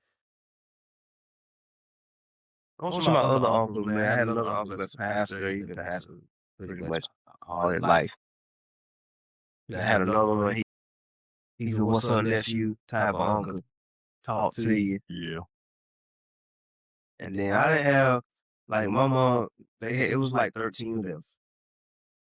Big family. Yeah, but most of the time the adults were with the adults, kids were with the kids. Like y'all go over there and play type stuff. That's kind of how it was until I just got very active in sports. When I got very active in sports, then all that was kind of done with. So how big of an impact was sports in your life? Sports was big, real big. Cause I was I started playing football at 5. So by the time I was 9, I was saw that off like they were looking. Yeah. They knew they was like, here, we gotta get that love. So by the time I was 9, I was really good in football. And then I started playing baseball too. I started playing baseball as well as about 6. So football and baseball was like my top 2 sports. Okay. And I would say by the time I was 12, that's all I did. Football, basketball, baseball. Basketball wasn't like my favorite sport. It was just something I did in between time. Right. But summertime, it was all baseball. School started back, all football. And then I'll have a little break if I didn't play basketball, but I played basketball. So sports was real big for me and my brothers. So that's just like, that was our thing. So we look forward to football season. We all played baseball. I kept playing baseball. They stopped. Okay. Except for one of my brothers, he continued to high school as well. But sports was real big in our life, just with me and my brothers. 'Cause that was like the thing that if you wanted to get us to do something, say you was gonna take that from us. I see. Okay. I see that. Yeah, I see that. You know what I'm saying? Yeah. So that was the threat to us. Yeah. That's a solid thing. It's a solid threat. That was the threat. All the other stuff, we yeah, you know what I'm saying? But if you take practice, Right. y'all don't go to, so my mama, she would do that, like, don't clean that road today. Bring your behind home, practice. And man, we ain't want to do that now. So sports was real big, man. But football and baseball were those were my things. So I got to a point where that's all I did year round was like sports. Okay. That's good to know. Okay. So football the main one. Football Yeah, the main one. football the main one, and baseball was like a close second. We've talked because we talked sports a lot. We talked about football and you potentially coaching. You potentially has anything from the last time we talked about that to now transpired to get you closer to coach. I want to see you coach. I want to come to the game. Man, I'm such in creative director mode right now that the only thing would get me close to coaching would probably be my son. Okay. And he ain't close to sports. So if he ain't close to sports, then I ain't close to coaching. Right. But that would probably be the only thing. The other thing that would get me close to coaching is if I was able to get into high school and open up a program where I'm able to teach media, like cinematography, video photography, Lightroom, Photoshop, all that type of stuff, then if you're a teacher, then you can coach. That's true. So that would probably be the close second to me actually coaching. But it is something that I thought about that I would like to do, but because I'm so locked in on creative director, I wouldn't have the time to commit to being a coach, and it's something that I really love, but I'd rather just talk trash on the TV. Or from the stands and call out the plays at what they doing. Right. So my daughter, she cheered. And I was at the game. I'm watching the game. My wife is like, your daughter cheers. And I'm like, but I'm watching football. So I love the game, man. I love the game. And I wouldn't mind coaching. I feel like I'd be a really great coach. Like to the point where I feel like I can literally go coach a college team right now as a head coach. Like that's how some people probably be like, man, that's crazy.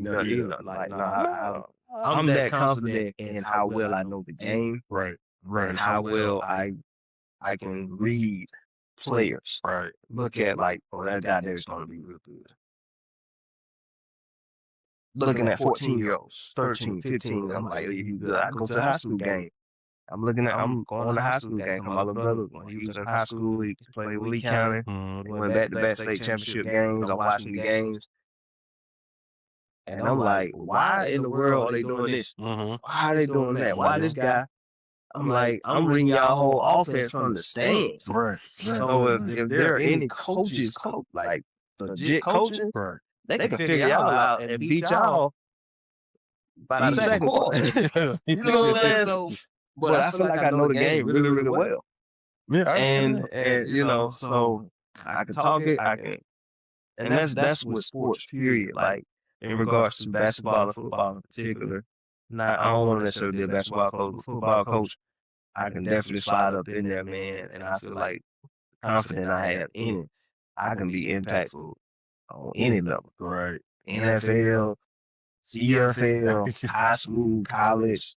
Like I just, that's why I feel like I am from a coaching standpoint. Some folks may say you delusional, No. but nah, like I'm They can say that all you not want being to. arrogant, I but I really, feel like I'm like that as from a football standpoint. yeah, I can, and I say Yeah. you are. I can say you are because there's so much I learn from the games from hearing you talk about it. And stuff like you notice, I don't notice at all. But I'm not.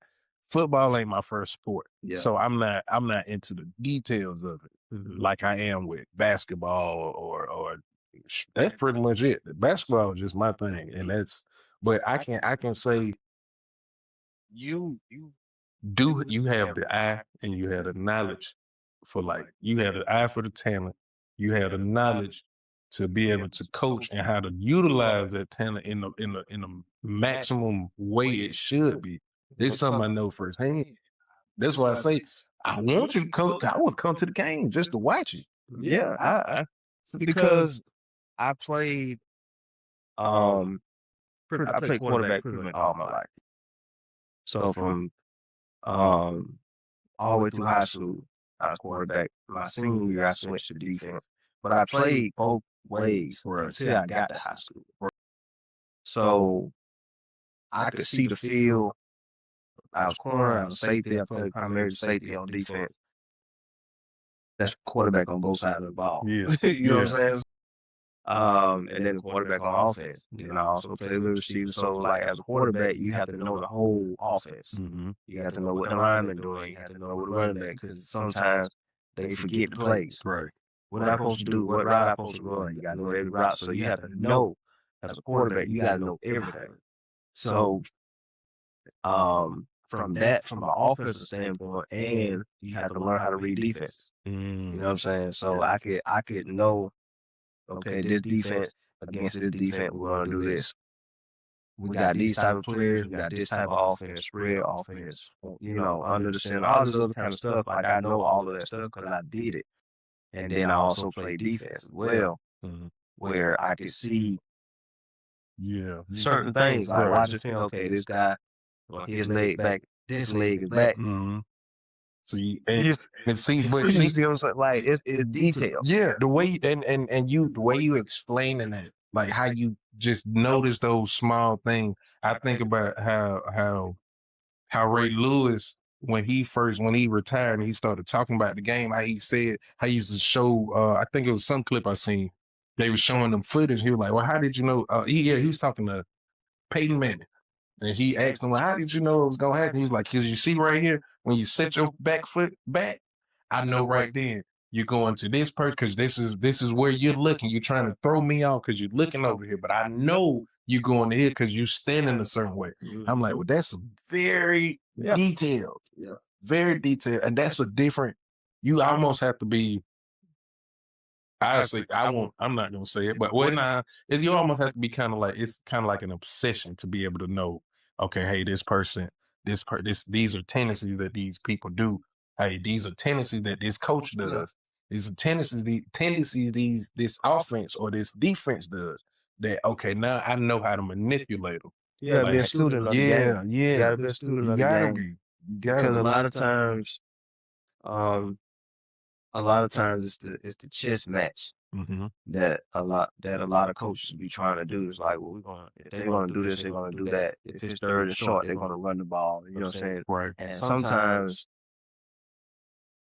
when you're coaching, when you're going through certain things, it's not always about trying not to do what they think you're gonna do. Sometimes you need to do what they think you're gonna do. It just a matter It's just is, I know what personnel I got. You just gotta stop it. gotta stop it, right? You know what I'm saying? You know I'm running this ball. And I know you know I'm running this ball. But if But you can't ain't stop it. if you ain't showed me that you got 5 defenses Uh-huh. that can stop my run, Yeah. I'm just gonna change my formation and still run it. It's still right, exactly. I'm just gonna change some personnel or change, you know what I'm saying? I'm still gonna run this ball though. See, that's what I'm saying. That's why I know you can. And I want to see that. And I want to see that because I can tell you, because I never thought that I would be.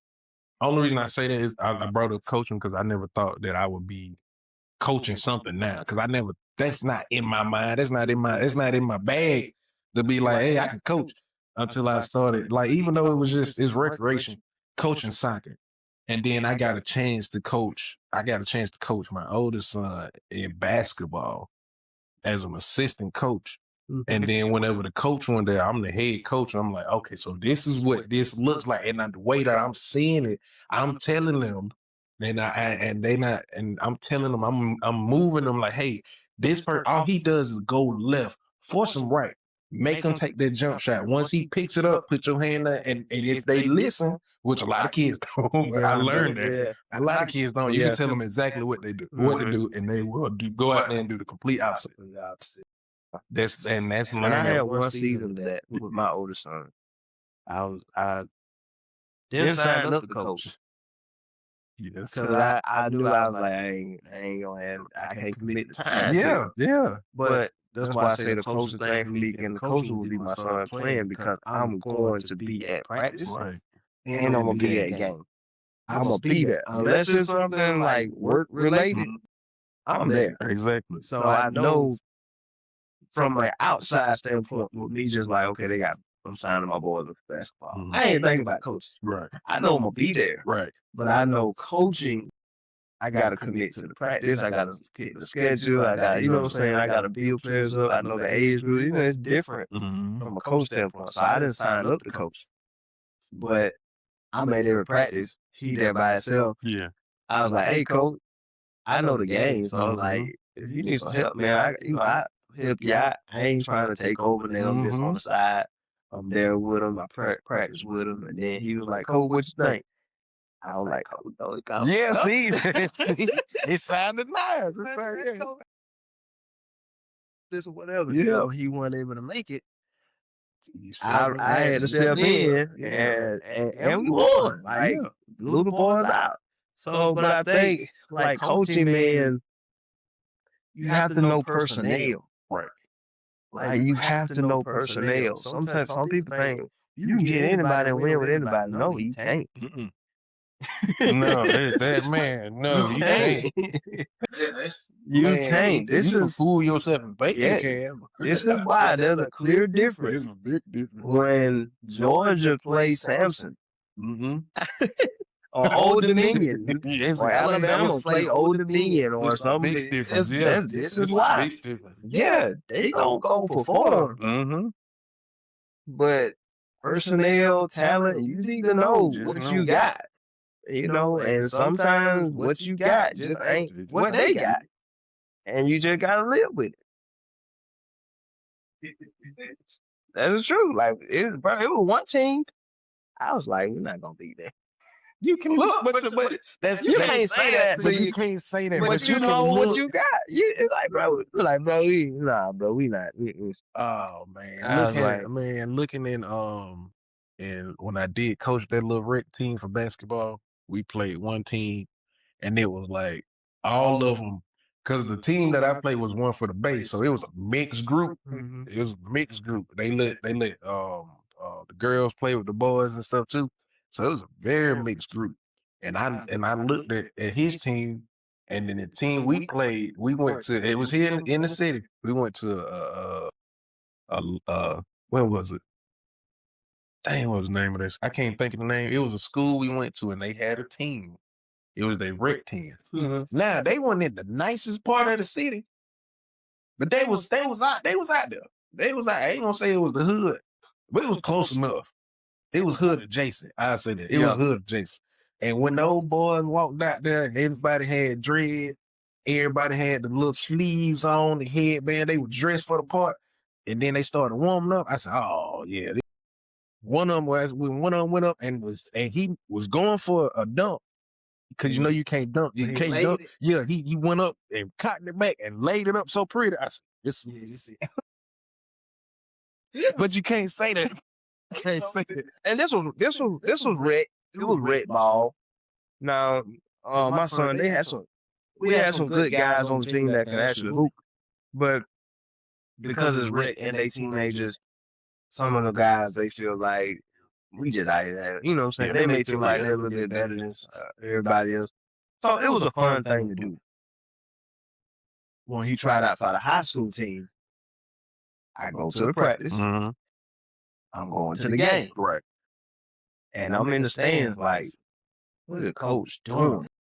Because I can see who's solid Mm-hmm. and I can see who's liquid. That's a good way to put it. Would have never thought about that. That's a good way to put it. I know who's solid. I know who liquid. That's a good way to put it. And I'm like, man, like, this ain't that. Like, come on now. Like, there's some teams, bro. You can tell sometimes just by the coaching. Mm-hmm. Because they played one team in the summer. And I was like, this team here, they just run. So I know how they practice. Mm-hmm. And then I've been to my son's, their practice. There's no way they could beat that team. Right. Right. I don't care how many shooters they had. Ain't no way you beating this team because y'all don't even practice running. Right. Right. You know what I'm saying? So if you don't even practice running, Mm-hmm. you ain't gonna last a quarter with them because not only do they run, Yeah. but they press from end to end. I hate them teams because that's the best in shape team you can They ever press play. from end to end. At halftime, they were getting beat by 25. Them boys probably weren't even sweating. And they could shoot. Oh, that's over with. I said, they was gonna beat these boys. And they were country boys. You know how we talk when we say country boys. Yeah. Country boys, they hardcore. Yeah. It ain't but like 8 of them on the team. Yeah. 3 people on the bench. But those 3 on the bench, Yeah. like the 3 who coming off. Yeah. They the same players. They the same player. They hard chargers. Mm-hmm. They hard nose. They play on dirt. Yep. Yep. Like, you know, so but that's the realness of being a coach is understanding that this team just better. Yeah. You know what I'm saying? And I can appreciate when I watch professional sports and guys be like, we tried. Mm-hmm. I heard Lou Williams one time. This is when Kevin Durant was with. I can't remember what team. Well, he was might with. have been with Golden State at that time when Lou Will was still playing, because it was Lou Will and And they was Will on the and- press Yeah. conference, and they was like, "What Yeah. can you do?" He was like, "We tried." Yeah. He Kevin Durant. Like, so I understand that. Yeah. Like, and that's the realization. Now, in the NBA, I feel like the NBA is NBA. Now, there are still levels It in the is. NBA with teams, but for the most part, I appreciate when other guys who are at that level Mm-hmm. just keep it real. Like, they just good. Yeah. Like, we tried. Yeah.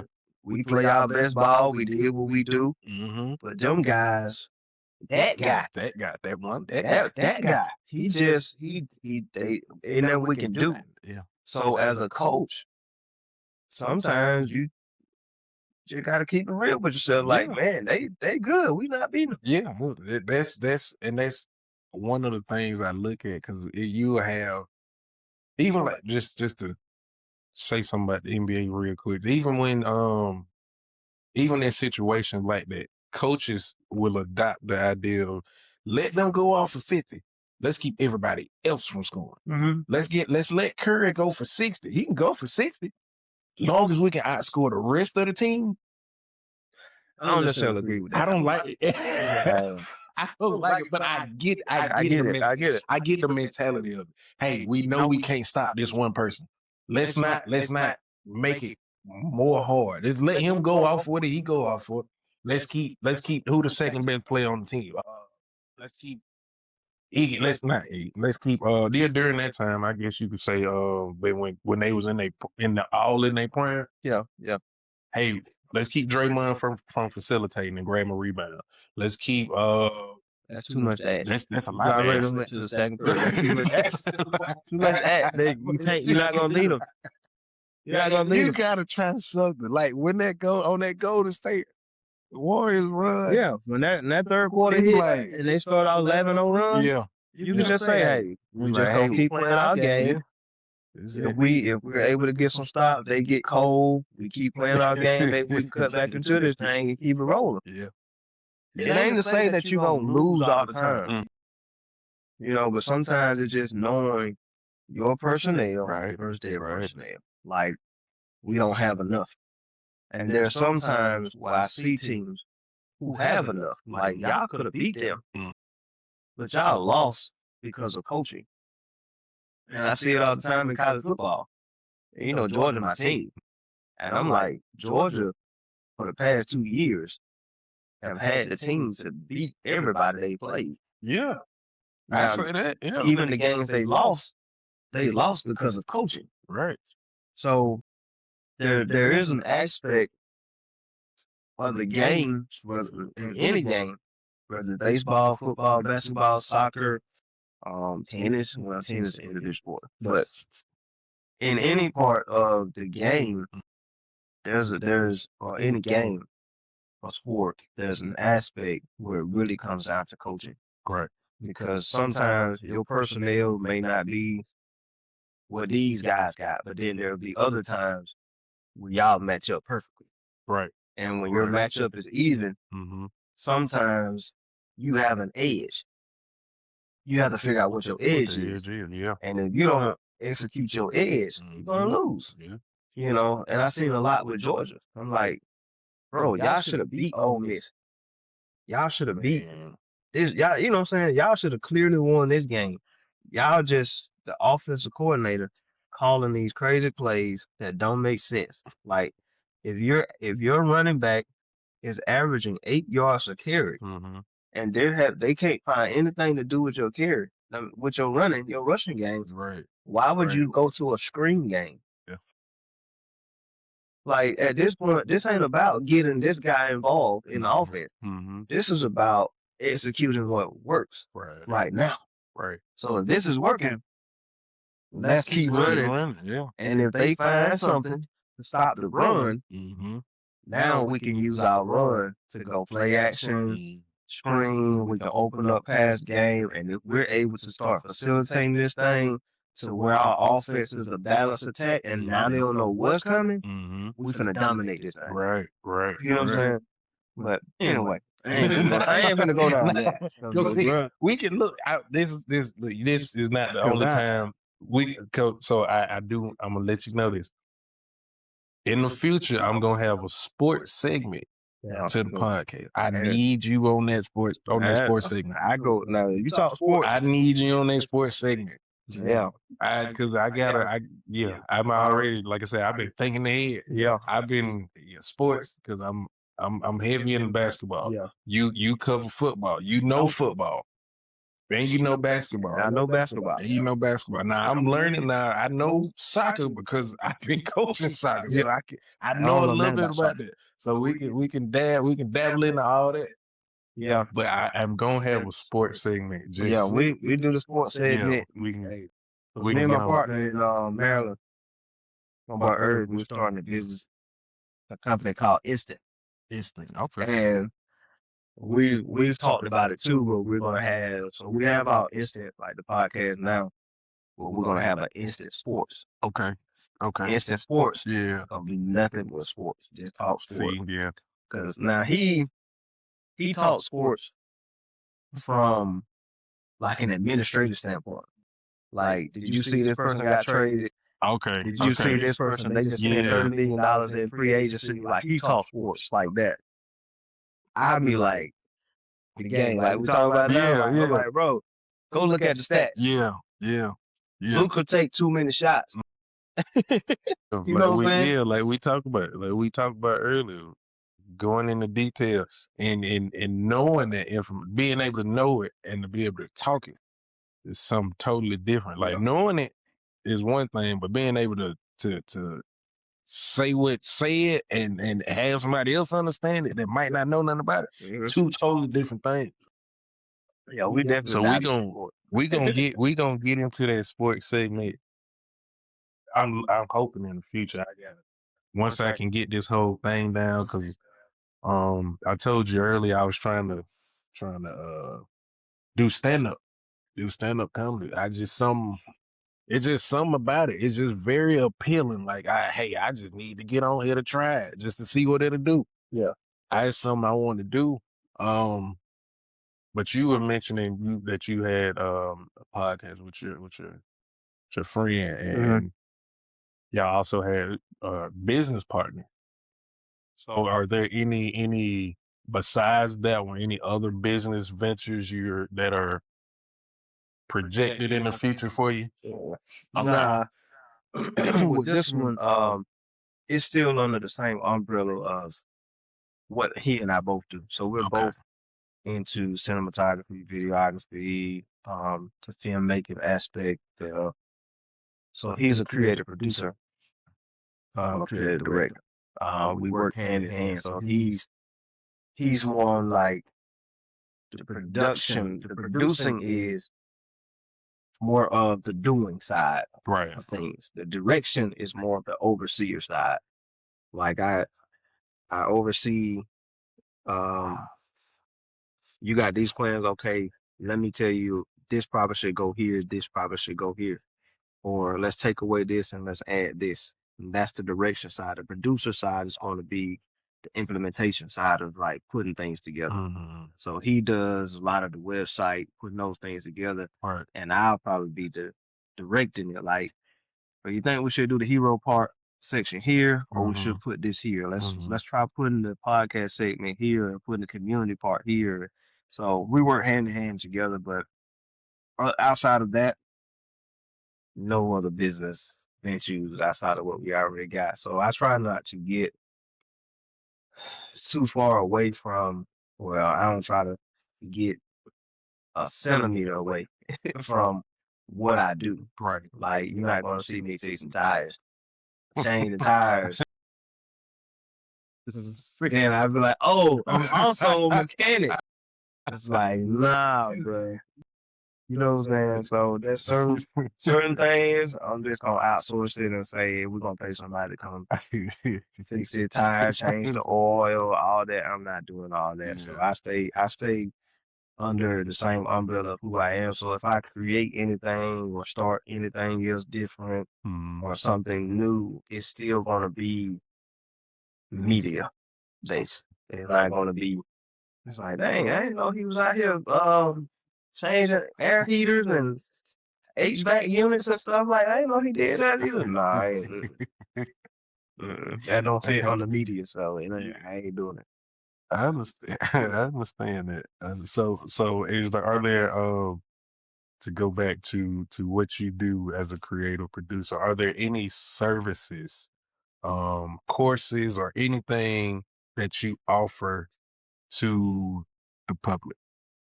Yeah. So as a creative director, most of the time, people need consulting. That's really the first thing. So I do offer the consulting piece. And that's under my website, kirbyLove.com. So there's a consulting piece where I kind of take a deep dive, just look at everything that you got,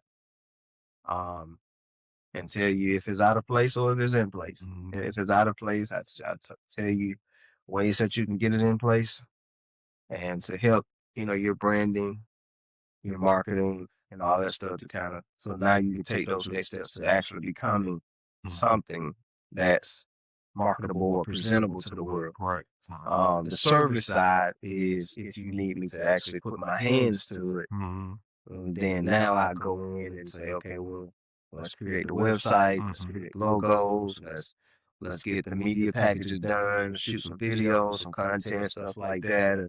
So that's the service side of it. And obviously, again, it's all under the same umbrella. Feel like I can talk. It's all under the same umbrella in regards to the services. So Right. it's still, if you need headshots, photography work, video work, all that kind of stuff to give you content, then that's the service side of it. But Okay. I say that because I like I said, I wanna really get into this comedy thing. I wanna shoot a special. Not right now. I want to just jump out there and be like, hey, I got a special. No. I want to build up to it, and do it the right way. And I would like to work with you on that. Like I know a little bit about some of the some things, but I'm not an expert in it. I just can do it and make it happen and keep going. But as far as making it look like it's worth something, you ain't getting that from me. I can make it seem like it's worth something. But if I'm doing it because I feel like I'm always pressed for time, or I feel like, hey, you can't spend all this time on this like you want to because you got all this stuff going on. yeah, So that I would like to work with you on like doing once I get going good. Once I figure out like once I take this city over, then I do plan on venturing out to different cities. Like whoever book me, I already know. I plan on getting booked in Atlanta quite a bit because that's it's a big comedic scene. And I know I wanna not like shoot specials, but at least like shoot clips, videos, whatever, something like that, just to get out there. Get out there so people can know, hey, this guy from such and such, he do it, stuff like that. And I definitely want to work with you dealing with that. And we will. And I this week we can discuss all of this after the fact. But I do want to put this out there. So these services are available at the website, and it's KirbyLove.com at KirbyLove.com. So if you are in the business for needing business done, you go and holler at my brother. Because he can get it done. I promise you, everything looks professional. Everything is top notch. Everything is really top notch. And it's not just him doing what he's doing for you if you get one of those services. It's also him explaining. Because he don't just do it. He will explain, hey, this is what this is for, this is what that. Like, he goes into detail. He doesn't spare any details at all. He breaks everything down for you. So if you like any of those services, please go to their website. Hey, spend money with your folks. Don't spend that money. You go around spend all this money with these, put money back into the community, into the culture, so we can thrive and be as great as a people as we should be already. I got one last question for you, and then hey, send it. I'm gonna let you be. I got one last question for you. With the way, make sure I get my words together. So I'm going back to the Lord. I'm going back to the Lord. So with the way that you are handling things business wise, or when it comes to your business, when it comes to any venture that you think of or that comes to mind, or that you actually like really thinking about doing, is how much of that depends on how much of that is affected by not just the word, but how much of that is affected by just God in general.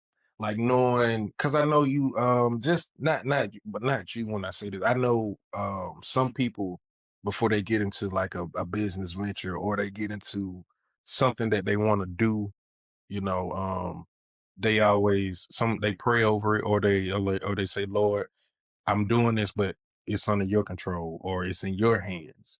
So how much of that goes into anything that you do as far as we just keeping it on the business aspect, but as far as because I wanna show people the correlation between business and God and how they both mesh and they can mesh. Yeah,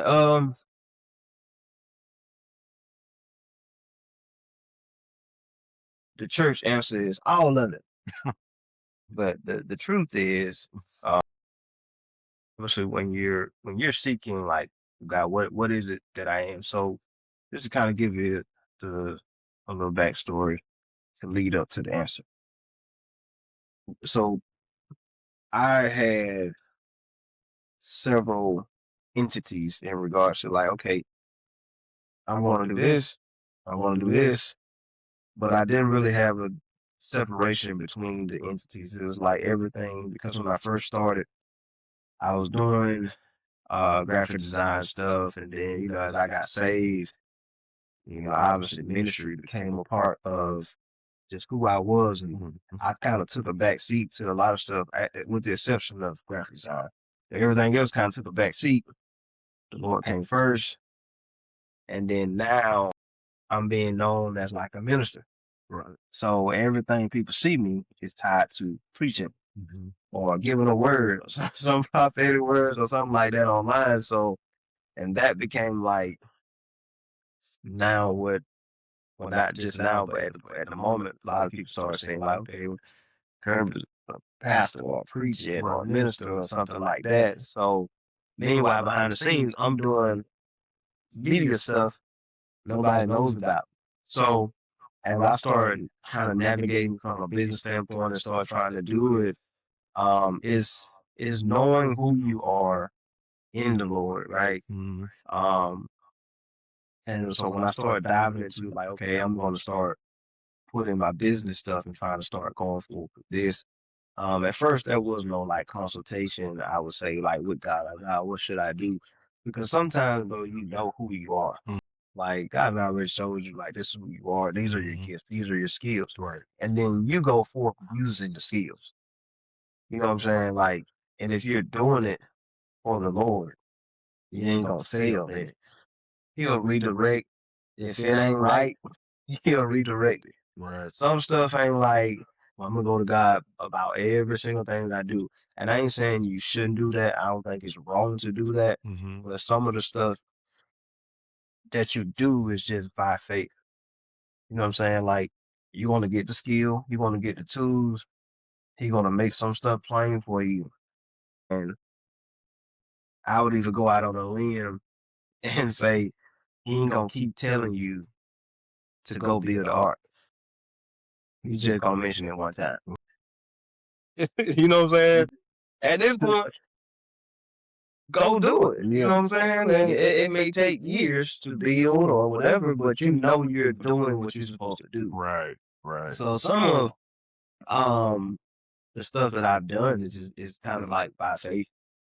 And then so when I ventured off more into some of the business stuff, it was by faith. I know I'm doing this, but I want to create this so I can do this. And it was more about navigating everything so it can have a direct correlation with one thing or another.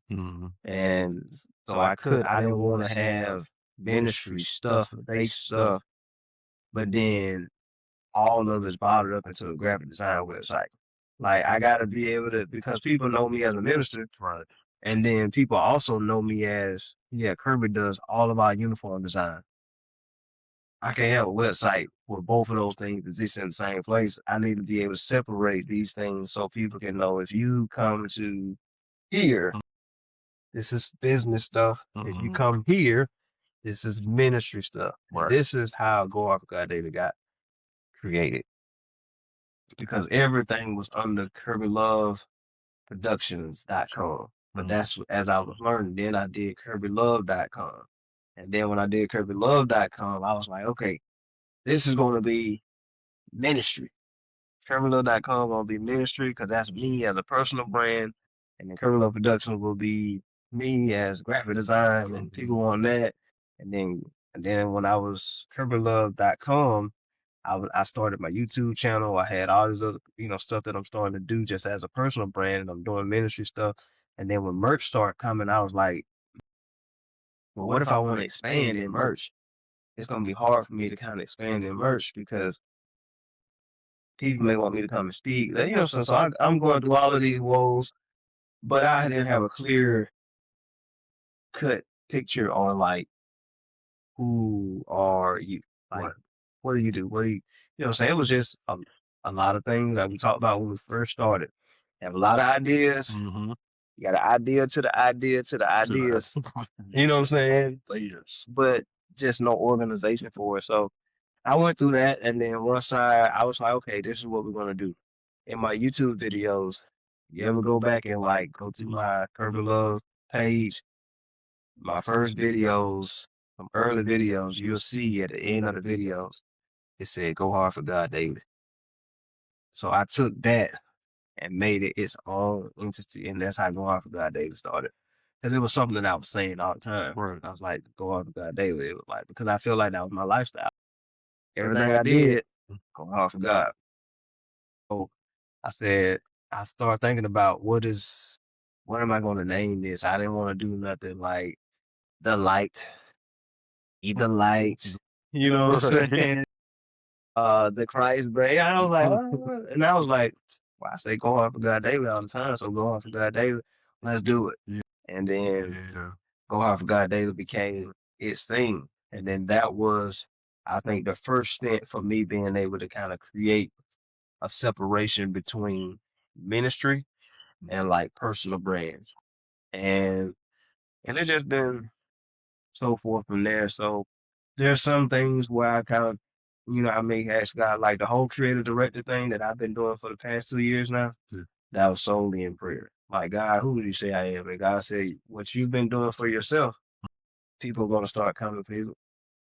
Every time people come to you, this is what they're asking for. This is what they're asking for. It's like, you are a creative director. So I did a whole skit about this is my new job. I'm a creative director now. And it was like me talking to myself at Yeah. the table. So I had this whole little skit that I created. I think you showed me that one. It Well, I was was like in the kitchen. Yeah, I think you showed. Yeah, I so think you that showed was, me that one. Yeah. but that was after God was like, you're a creative director. So after that, that's what I start focusing on from my personal brand standpoint, from like Kirby Love. If you want Kirby Love this way, Mhm. you're going to get a creative director. If you want Kirby Love from ministry standpoint, anything Bible, like I'm still who I am, Right. but there's a separation between how I present myself on Go Hard for God Daily, Right. all ministry. Bible, teaching, worship, we're doing worship now, podcasts, like all of that, ministry. Criminal.com is all creative direction. Strictly. You want photography, logos, consultation, that's what you're going to get from Criminal.com. Don't go to Criminal.com thinking you're going to book me for a ministry or a pastor to preach. Right. You're going to go out for God David. Kirby Love is there. Yeah. Yeah. But this is all ministry based. So when Kirby Love shows up, Yeah. then you're getting the Go Off for God Daily brand. You know what I'm saying? Things Yeah. like that. So now from a business standpoint, I'll speak as Kirby Love, as a creative director, and still give you godly counsel. Like, hey, Mhm. if you want faith-based counseling from a business standpoint, Kirby Love, but I'll still give you that. But if you want me to come and preach, something like that, it's like, hey, we've seen you, then because you're gonna find my ministry stuff on Go Hard for God Daily. So Yeah. that's just summing up how everything kind of became these two things. But it was cutting from get rid of this domain, get rid of this, and then now consolidate these two things that can still coexist at the same time, and you're able to distribute and present what you have here versus here. So if you look at Kirby Love now, like I am Kirby Love on, you're gonna see all media, film, cinematography, creative direction stuff.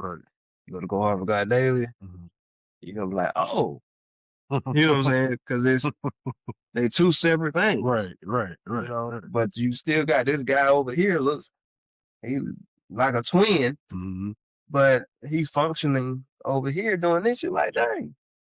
So one, you see a skill set, like in play. On the other one, you see a skill set in play, but you don't know the skill set is the production part of what you see. You just see me as ministering from a standpoint. Does that make sense? But I'm still shooting all the videos. I'm still shooting all the videos. I'm still shooting all the worship sets. I'm still editing. So my skill set is producing this stuff. Right. But over here, Right. all you see is the skill set. Right.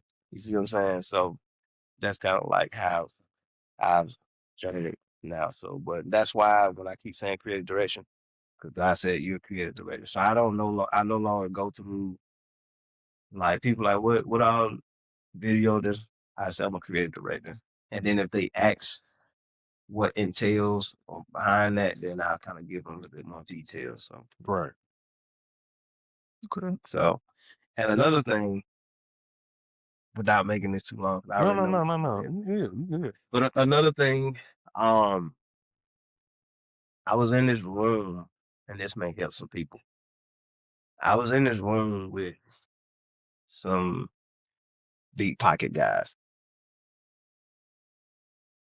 And one of them, even though I was doing what I do, he still asked me, so Kirby, what do you do? I'm in the room doing what I do. So I was recording. I had got hired to record a podcast for them. Okay. Their podcast. And so I came in and I set up, do everything I'm doing or whatever. And when he asked me what I do, I started going down this list of stuff. And in that moment, I realized, I said, it took me too long to explain what I do. What you do, right? And who just, and I thought about that, man, for a minute. And I said, from now on, when I tell people who I am or what I do, I need to be able to just say it within about 5 seconds. Like, who are you? What do you do? This is what I do. And that way it'll leave curiosity and it'll extend the conversation. Because the conversation wasn't really a conversation. It was like a quick ask. And then I feel like because I took so long to answer the question, and I say long, I don't mean like 3 minutes, but I took longer than 5 seconds or 20 seconds to just explain who I was and what I do, even though I'm in there doing what I do, but I'm like, I think it's important, man, for us to really just know who we are and to be able to say who we are within 10 seconds. And then leave the curiosity of who you are based on what you say, not confuse curiosity, but like, let me know more. So that way you're able to extend and have conversations. And from that conversation, you can potentially build relationships with people because they know what they're going to get out of you. But that was a changing point in my, I don't want to say in my life, but from a business communication point and building relationships, because these are people who are willing to pay $2,000 for you to be there for 3 hours. You know what I'm saying? So you in this room and here's an opportunity for you to make a thing, but it's hard for you to communicate who you are. How are you going to build trust, or they're going to build trust in you or gain some type of confidence in you if it takes you too long to present who you are. So that was a changing point for me, man, just being able to, so when people ask like, who you are, tell me what you do. I'm a creative director. See? So now Man, yeah. I leave it open for you to ask more Now, questions about. now you, So it what is create, that? What is that? Now you're I intrigued, see that. and now I can break it down, or this is what I do Right. as a creative director. Right. So now you see that I got the potential to use this guy. We can build. Let me get your information. Mhm. You see what I'm saying? In that moment, I didn't leave an opportunity for him to be like, well, let me get your information. Even though I did what I did, even though what I produced was the best thing that they ever seen, because when they got the final results and everything came back, we got our deliverables in, all the clips and everything. They was like, this is good. But in the moment when he asked me who I was, I didn't leave room for building a relationship. So Okay. just wanted That should help somebody. It helped me. Because now it makes me think, okay, so I need to create inquiring minds so they can come back to me and ask me, get more details from me instead of me just saying, oh, I do this, this, this, and this. No, I'm just flat out, hey, I'm a podcast host, comedian. Yeah. Oh, well, what you do this? What you do this at? What you That's do? it. Oh, yeah. Well, here, then I can go into detail and Yeah. break it. Okay. Yeah. See, that's knowledge. That's Yeah. game. So everybody needs to ask themselves, like, who am I? Mm-hmm. And if you can't answer who you are in about 10 seconds, Right. then you go pray about it. It ain't a bad thing, but you need to know so that when people ask you, Mm-hmm. you know how to just like that, Just answer it.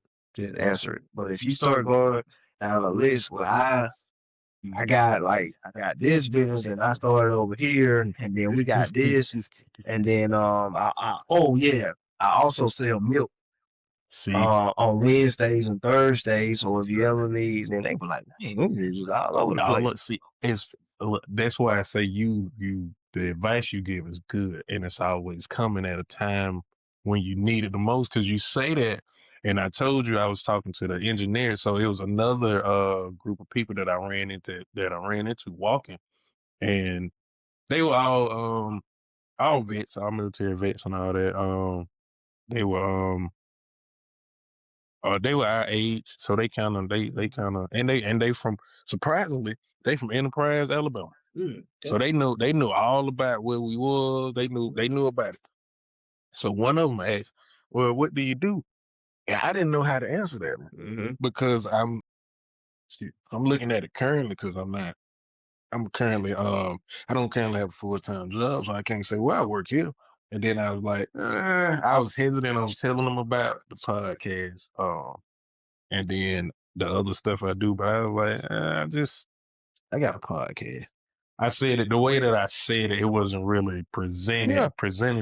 It was just more like, You make it seem like it. yeah, Okay, like, it ain't that it got a little important. something Like, it's just going something on I'm here. doing. It's just something I'm doing on the side. When in reality, it's not. It's bigger than that for me. Yeah. But I didn't present it that way. Yeah. But you giving that game and that example, now I know how to approach it from a perspective of I need to be creating inquiring mind, so they will come back and be like, well, you say you do this, well, tell me a little more about it, or how do you, or they want to know, well, okay, well, where you do it at, well, how you do it, where can I listen to it at?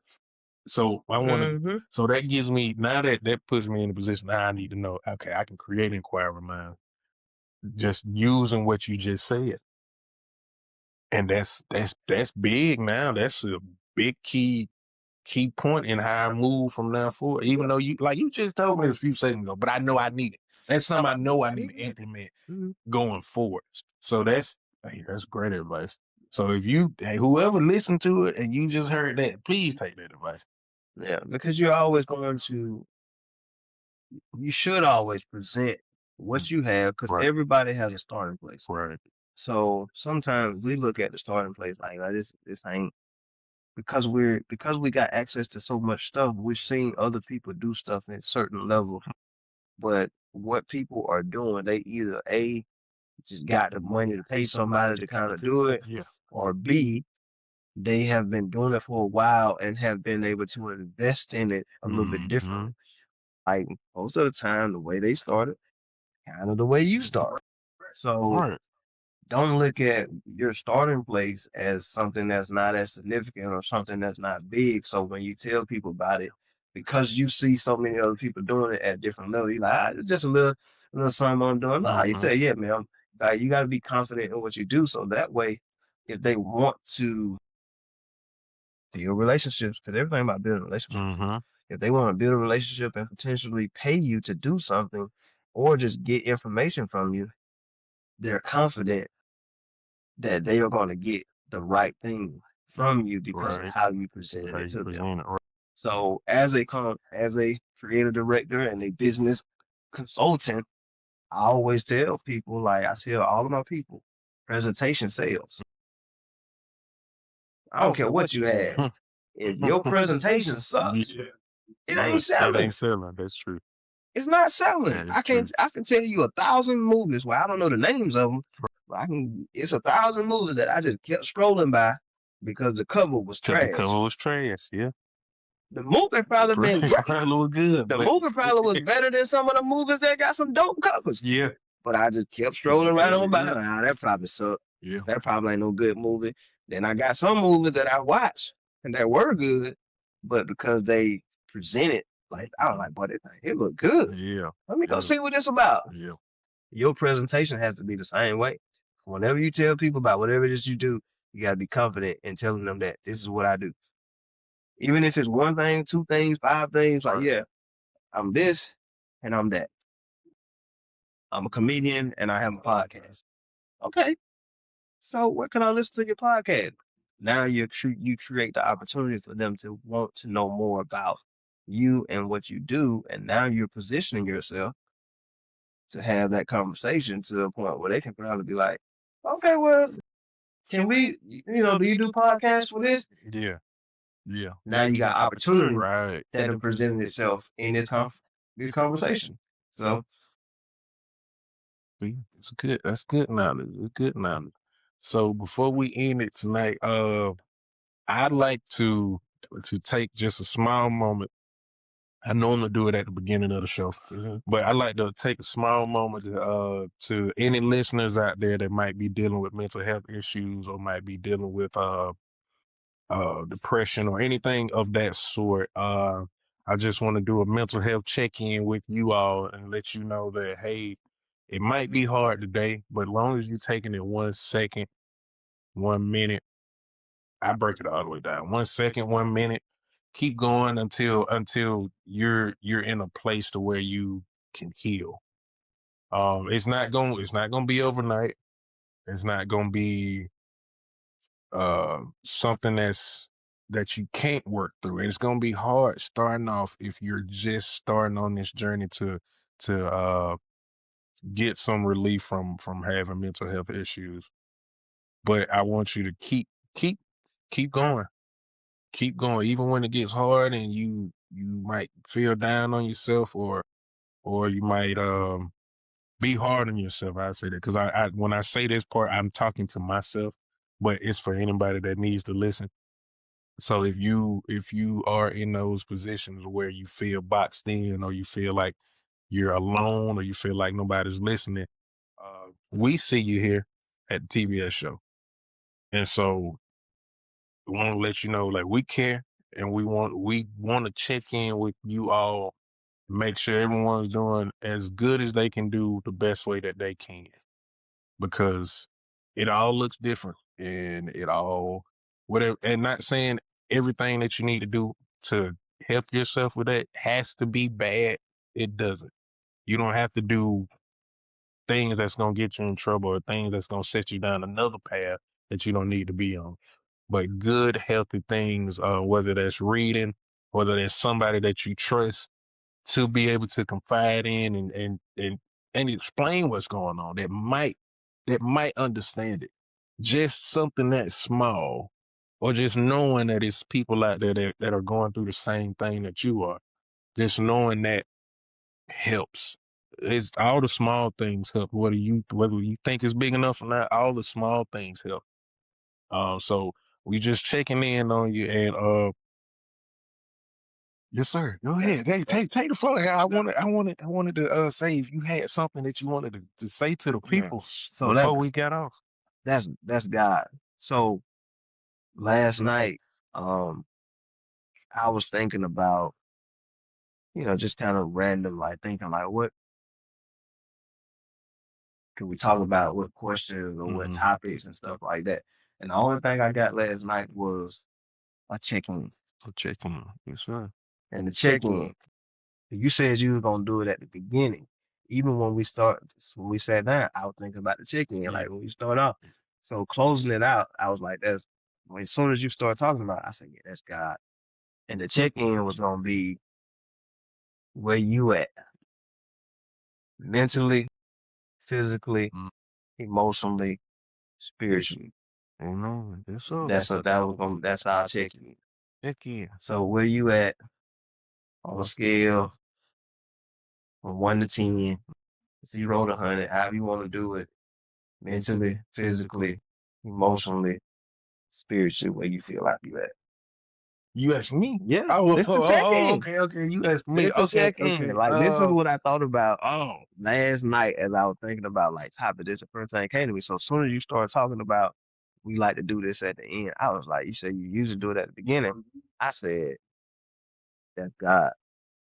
let me get it. Here, this the check-in. Yeah. Whew. Mentally, physically, spiritually. Let me start off with the easy ones. So physically, I'm okay. Scale of 1 to 10, where you feel like you at. Is 10 good Or and 1 bad? 0 to 100. However you want to do it. Where you feel like you at. So if we going on the scale of 0 to 100, 100 being the best, I'm at an 87 physically. Okay. So I'm okay. I'm doing good. I'm holding in there. That's Some all right. stuff I'm working on, but I'm Alright. holding in there. Spiritually, from a scale of 0 to 100, 100 being the best. Spiritually, I can honestly say as of right now is 90%. It's 90, and the only reason it's 90 is because there's still so much I haven't tapped into spiritually, and I'm working on that. I know I can feel I'm lacking in something, and I'm trying to pinpoint exactly what that is so I can work on that. Mentally it comes and goes. Like as of right now, in this moment, because we just had this episode and I got a chance to talk and kind of be myself a little bit. As of right now, 0 to 100, it's at an 85. But it comes and goes. There's days where it's at a 50. There's days where it's 20. Days where it's at a 0, and I can't function. I'm just stuck in a rut. Yeah, you say physically, mentally, spiritually. I guess mentally can tie into emotional. No. We'll do Emotionally, emotions. I might have to put that at maybe a 10, maybe 20, because I said it because I am so weird when it comes to emotions. Even though I was raised by women and women are very emotional, my mama wasn't. My grandma wasn't. They didn't show their emotion. It was different. It's like they had to, because they knew I didn't have male role models. They were the toughest they were at all times. So I never got to see them vulnerable. I never got to see them express their emotions, unless it was just really bad. I never saw that. So with me, I'm kind of numb to a lot of stuff that I know I should be more emotionally maybe attached to or emotionally in tune with. But a lot of it, I didn't. I say for a long time, I didn't know how to feel about. I didn't know how to feel about things like you know how you can feel love, you can feel like you can feel those type of emotions depending on who it's coming from. And even though I knew what it looked like, and I saw it, I didn't know how to respond emotionally, if that makes sense. Because all I've ever did was just either just ignore my emotions, or it got to a point to where I just didn't feel anything at all for a long time. So that one emotionally, it's better. it's better. I'm more in tune with my emotions now. It's because I've been it's God, because God been working with me. I've been asking him to fortify the things that I'm the weakest in.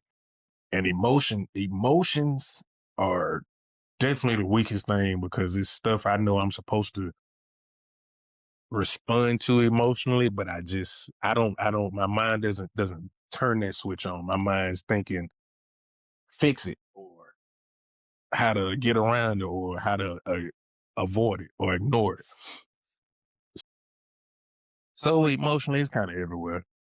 Same thing, like I say, with mentally, it's up and down, depending on what's going on. As long as I'm doing my, like how you do tires with your balance and you rotate. Like, as long as I'm doing that mentally, where I'm balancing and checking and rotating everything that needs to be moved out when it needs to be, stuff like that.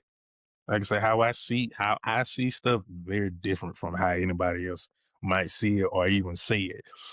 So I think more of on a literal sense versus a figurative, figuratively. So, like, you might say, hey, if you gotta keep going, keep pushing. Like, you might be telling me, hey, if you just hunker down, and just focus on one. Like, you might be saying it to me, just hunker down, focus on one thing.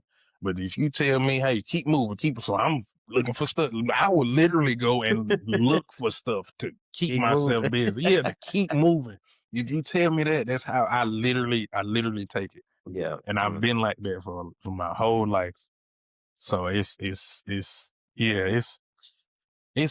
everywhere, but overall, I'm in a good space. I can say that I'm in a good space, and this right here, doing this is what's helping me stay in that space. Yeah. Because, like I said, I get a chance to talk and be myself and vent. Yeah. But same question to you though. Yeah. Same question to you. What's your check in? Mentally, I feel like I'm at about a 90. I feel like I'm cool mentally. Physically, I feel like I'm at about a 65. 65, because I don't let myself kind of get away. And it's not because of laziness, it's just because of unintentionality.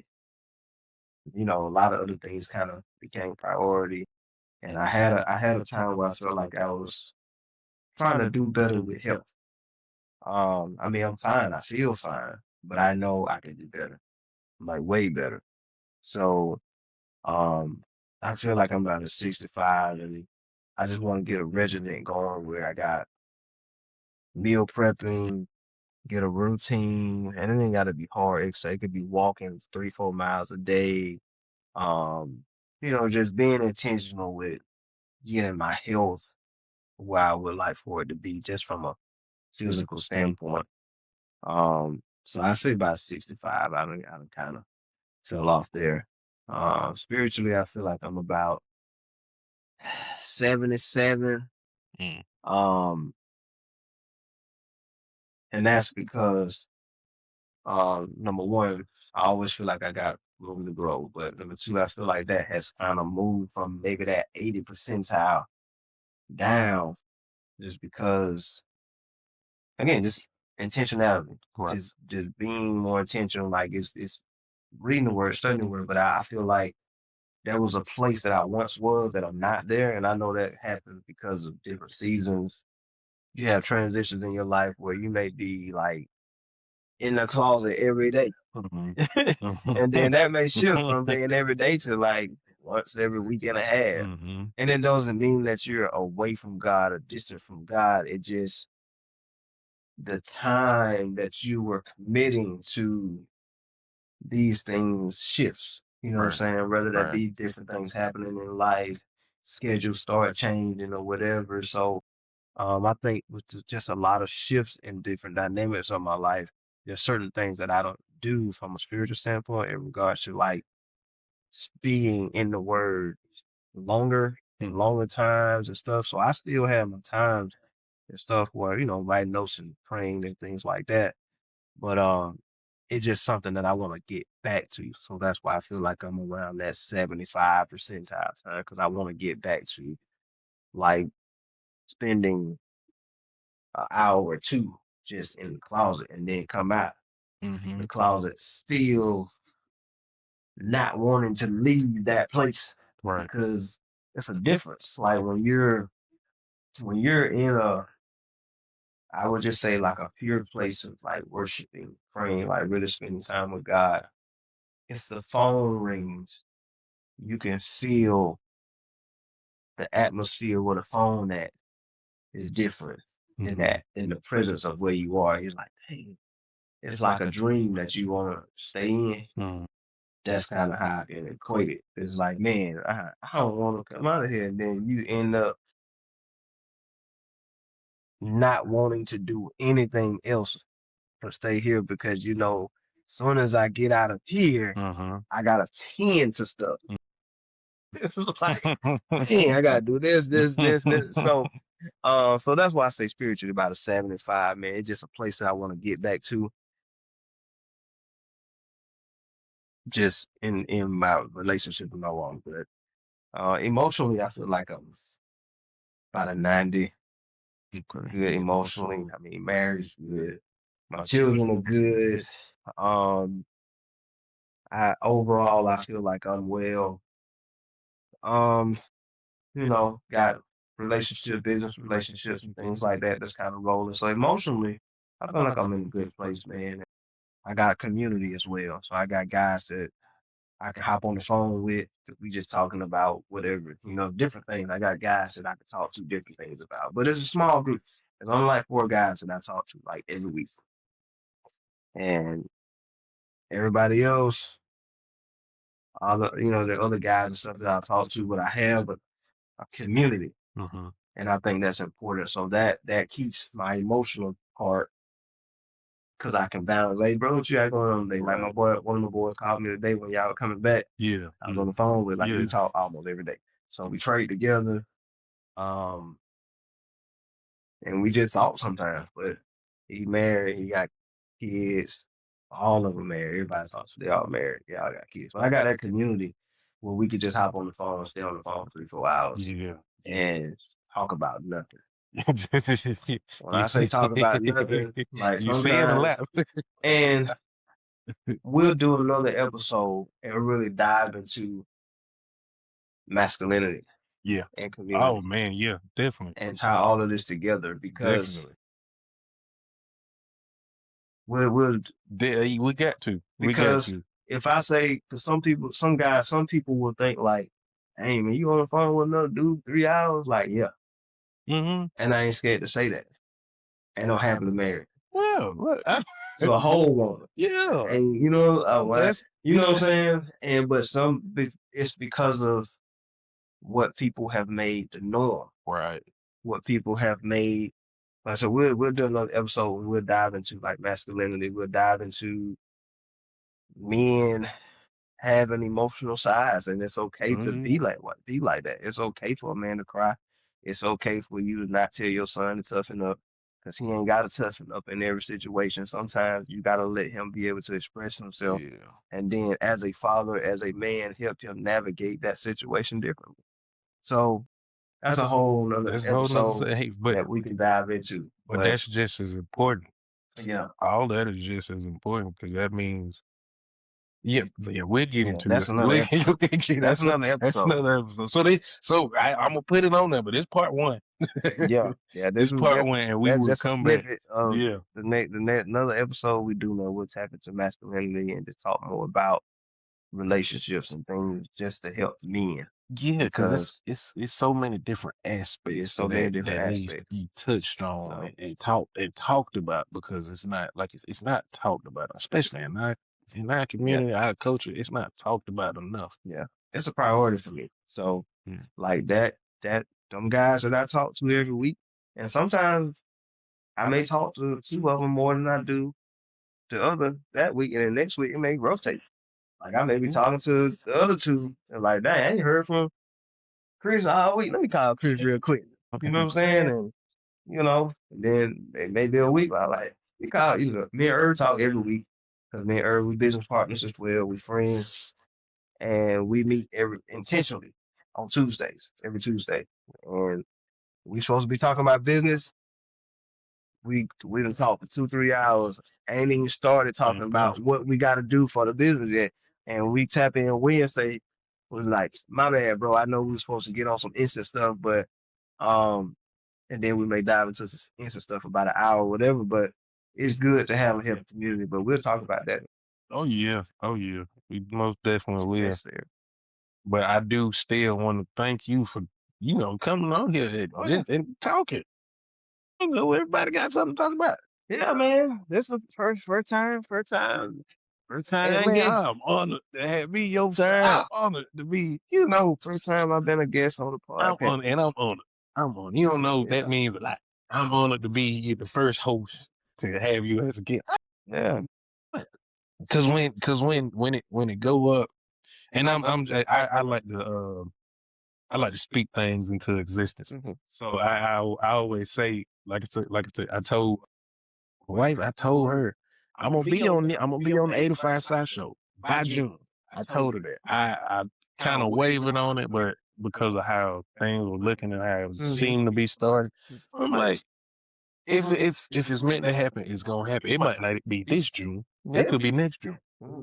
And long as I stay on the course and stay steady with it, because I tend to start stuff. I start a lot of stuff and then stop it because it's not going the way I think it's supposed to go. Instead of me like I have now done, giving it to God and say, I'm letting you control it. You guide me as I do this, so that if I'm doing something wrong, okay, it'll show.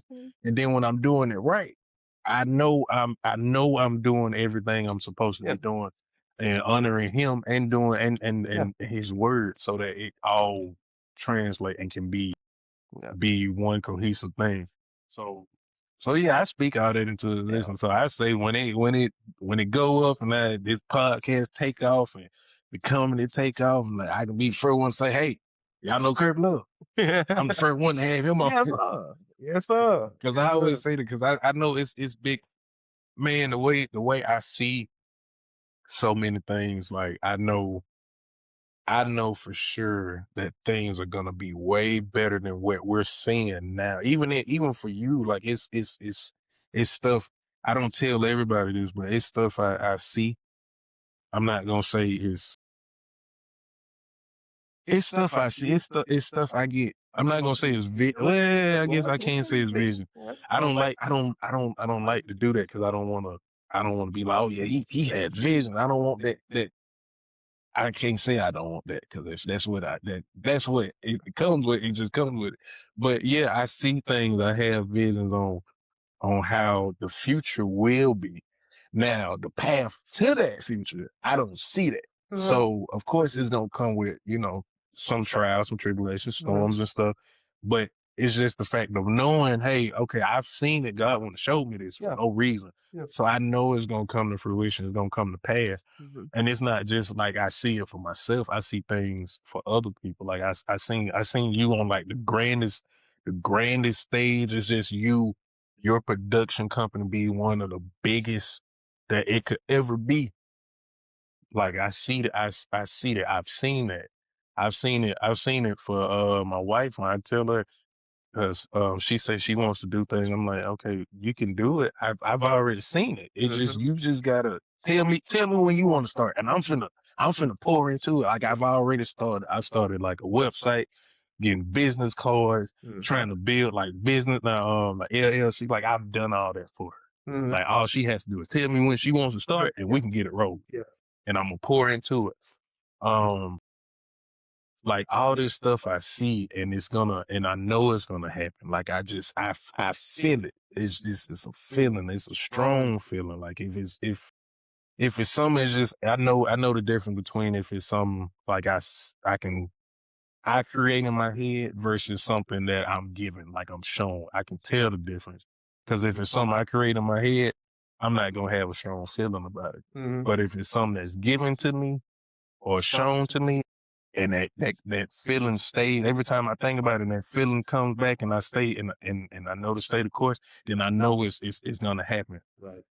So like I say, I've seen all that. I've seen it happen. I've seen it for you, my wife, for me, like anybody that's doing something that they aspire to be more. Mm-hmm. I've seen it happen. It's just that I can't. I wish I could tell you the path. Yeah. I wish if I knew the Yeah. path, if I knew like this point in my life, like everything that I went through to getting back to God, if I would have known I would have gone through that, I don't know if I would have gone through that. Yes. That's the Yep. thing. Yes. So that's why I say if I knew the path and I could tell you, is it helping you because I'm telling you? Yeah. So at this point, it's like even with you like making that declaration a few minutes ago, it's like everything at this point is really just by faith. Like once you say like, okay, God, I give it to you, and like when you talking about stuff like that, I mean, at this point, it's just by faith. Like you're not gonna always see what the road gonna look like. You just gonna come up on some rocks. You ain't gonna always see them, but at this point, everything is just by faith. Like Right. he'll give you the tools, he'll give you the skills, give you the ability, give you all the stuff that you need to start. And then along the way, there are going to be things that are added onto you, but there are also going to be some things that may conflict you. You know what I'm saying? Yeah. There are going to be some things that may cause you to suffer, but you're still on the path. But everything is just by faith. Did the podcast by faith. He did the comedian skits by faith. He opened up this by faith. Yeah, his wife started the business by faith. You know what I'm saying? Everything is just by faith at this point. Right. You know what I'm saying? Right. And then as you continue by faith, that's when you start seeing all the things like, okay, that made sense. That made sense. And then you'll even start thinking about, I remember so-and-so gave me that word about a year and a half ago that I was going to do this and I need to do this. And sometimes you even forget the words. Like you forget a prophetic word that somebody say, look, do this, do this, do this, do this. And then it'll be a year and a half. You're like, dang, they said do this and this. And that's something that happened to me. Well, a guy was like, buy new cameras, do this. You're going to do this. And I see this and I see this. And then I turn around. I'm thinking it was going to be like, because, you know, I'm thinking like, I need another Sony. I need another one of these cameras. But then I didn't think about it till the day after I got the Osmo.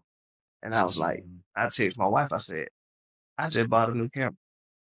And this is what the guy had been telling me like 6 months ago. Right. That he prophesied, like, do this because of this, because of this, because of this. So because I'm functioning in the lane that I'm supposed to, you don't have to force the word to come. Right. It's just going to come as you're doing whatever it is that you're supposed to do.